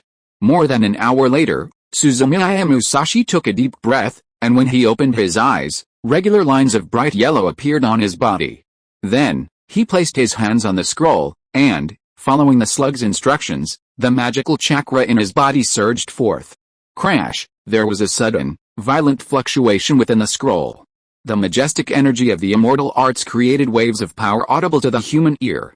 Under its complete infusion, the runic seals on the scroll seemed to have absorbed blue pills, becoming even brighter. At the same time, tiny strands of fluctuations from the origin of thunder and water, along with their power, gradually merged into the scroll. 1 minute, 2 minutes, 5 minutes later, Suzumiya Musashi wrote GG. Chapter 300, Infiltrate Your Power. Huh? With a weary sigh, Suzumiya Musashi glanced at the scroll before him and discovered that, aside from the runes becoming brighter, the situation didn't seem to have changed significantly. The rune was still stuck with the blood power. "Slug, what's wrong? It's still not working." "Musashi-kun, don't be impatient," the slug said. "The current scroll has compensated for the lack of strength attributes. Now you just need to put your greatest power into it." Suzumiya Musashi asked, confused. "Enter? How do you enter?" The slug patiently explained. "It literally means enter. Use your strongest state in the method you've mastered." As he spoke, the slug nimbly leaped onto the scroll. Then, to the astonishment of several, the runes surrounding the blood on the scroll appeared out of nowhere, one by one, encircling the blood, stack layer upon layer, with a flat surface on top, forming a funnel. "Let's begin, Musashi-kun. Don't worry about destroying the scroll. Do it bravely." After confirming this repeatedly with the slug, Suzumiya Musashi nodded. 8 gates of Dunjia. The first gate, open, open. The second gate, Ziman. The sixth gate, Jing gate, open. The seventh gate, the gate of shock, open. Boom. The hurricane roared. Inside the cave, seawater and debris rose as far as the eye could see. Amid the uproar, a violent chakra formed a storm that swept away everything around it, making it almost impossible to hear or see. It roared, blue vapor rose, and swirls of thunder and streamers of water appeared and disappeared around its body. For an instant, it resembled a demon. The slug leaped onto Shianshin's shoulder, who was closest. Shianshin and the others couldn't withstand such a surge and continued to back away, their hands covering their faces. The Emperor Viper clan also screamed and averted their eyes. The face, which had been grim before, paled slightly upon seeing Suzumiya Musashi. "That's it. It's this violent power." Having lost the support of Thunder Poison, the noble Emperor Viper clan was forced to enter into contract with a human child to survive. How can humans master such a powerful force? This child isn't human. Suzumiya Musashi, naturally, was unaware of the resentment harbored by the purple-striped Emperor Viper. At that moment, his gaze fell upon the runes on the scroll floating before him, and then, he clenched his fists and crushed them. Bang! A dull explosion. A blast of air more violent than the detonating talisman erupted in all directions. The purple-striped Emperor Viper, which was closest, no longer dared to remain where it was. Suddenly, it was pushed away by the force of the blast. Only Suzumiya Musashi remained, examining the scroll into which he had just injected power. The results surprised him somewhat. These simple runes, with their ingenious structure, could absorb 50% of his current strength. Just now, after his ferocious attack, the runes suspended above the scroll vibrated violently. but there was no impact. Thanks to their special structure, the powerful force was transmitted layer by layer, converging like a spiral and finally condensing at the center, where the drop of blood lay. The light on the rune flickered, and the blood at its center suddenly shrank as if struck by a powerful blow. The scroll's hissing also weakened. It really works, the slug is right. Suzumiya Musashi finally felt relieved. With that, he raised his clenched fists again, as if wielding a mace, gathering his strength, and smashed it to pieces. Bang! The cave where the Emperor Viper clan had lived for so many years erupted once more. The storm howled, and the air trembled. Accompanied by loud, rhythmic noises, the Deku clan, who had previously been filled with indignation, grew a little more patient and waited silently at the edge of the cave for Suzumiya Musashi to finish what he was doing. Only Shianshin, huddled in a corner, heard the deafening sound and nodded in time with his spherical head, muttering to himself, 80. 80. 80. 5 minutes wasn't a long time for Suzumiya Musashi, it was just enough time to savor it. For the Emperor Viper clan, it felt like more than 5 months. When the rumble finally ceased, the Emperor Snake still looked bewildered, and it was clear they hadn't recovered from the noise. The mighty Emperor Ki was the first to regain his composure and hurriedly sought out his clan leader to ask what was happening. After a while, he found the purple-striped Emperor Snake standing quietly to one side, devoid of cunning or serenity in his expression. Clan leader, the purple-striped Emperor Viper raised his head and looked at his fellow tribesmen with a bored expression in his old eyes. Let's go, and feared by humans. It's a spirit beast possessed by a weak human. I hope this human's talent isn't as great as hers. I hope the day never comes when a spirit sends her. The maritime zone of the Land of Thunder. On a remote island. Birds sing, flowers bloom, and the forests are lush and green. The sky is clear blue, and the sea breeze is warm. 3 girls, 2 young girls and a small boy were sitting on the shore enjoying the sea breeze. Unhappy. It's so annoying. What kind of bird sings on the island? It sounds so unpleasant. Uzumaki Karin exuded a suffocating aura all over her body. Unconsciously, she twisted a piece of green grass in her hand and didn't stop until the grass was in pieces. What's wrong with it? It's obviously a very pleasant sound. Tenten was comfortably enjoying the breeze off to one side, glancing mockingly at Uzumaki Karin and saying, the sea breeze is nice too. It feels so comfortable blowing on me. Uzumaki Karin flung the crushed grass aside and exclaimed, blow, blow, blow. What's there to blow on? My head hurts. Shianshin smiled and said, I think your head hurts not from the wind, but because you saw something you didn't want to see, right? Uzumaki Karin glared at Tenten angrily. Are you looking for trouble on purpose? Tenten hurriedly turned her rear end aside and said, Karin, don't take your anger out on me. If you're going to lie, go after the one who's giving you a headache. As she spoke, she lifted her chin and gazed into the distance. Bai, who was standing silently beside her, followed Shianshin's gaze. Far away, on the sea, she saw a small boat bobbing gently on the waves. The ninjas, with their excellent eyesight, could clearly see that the man and woman were leaning against each other, talking about something.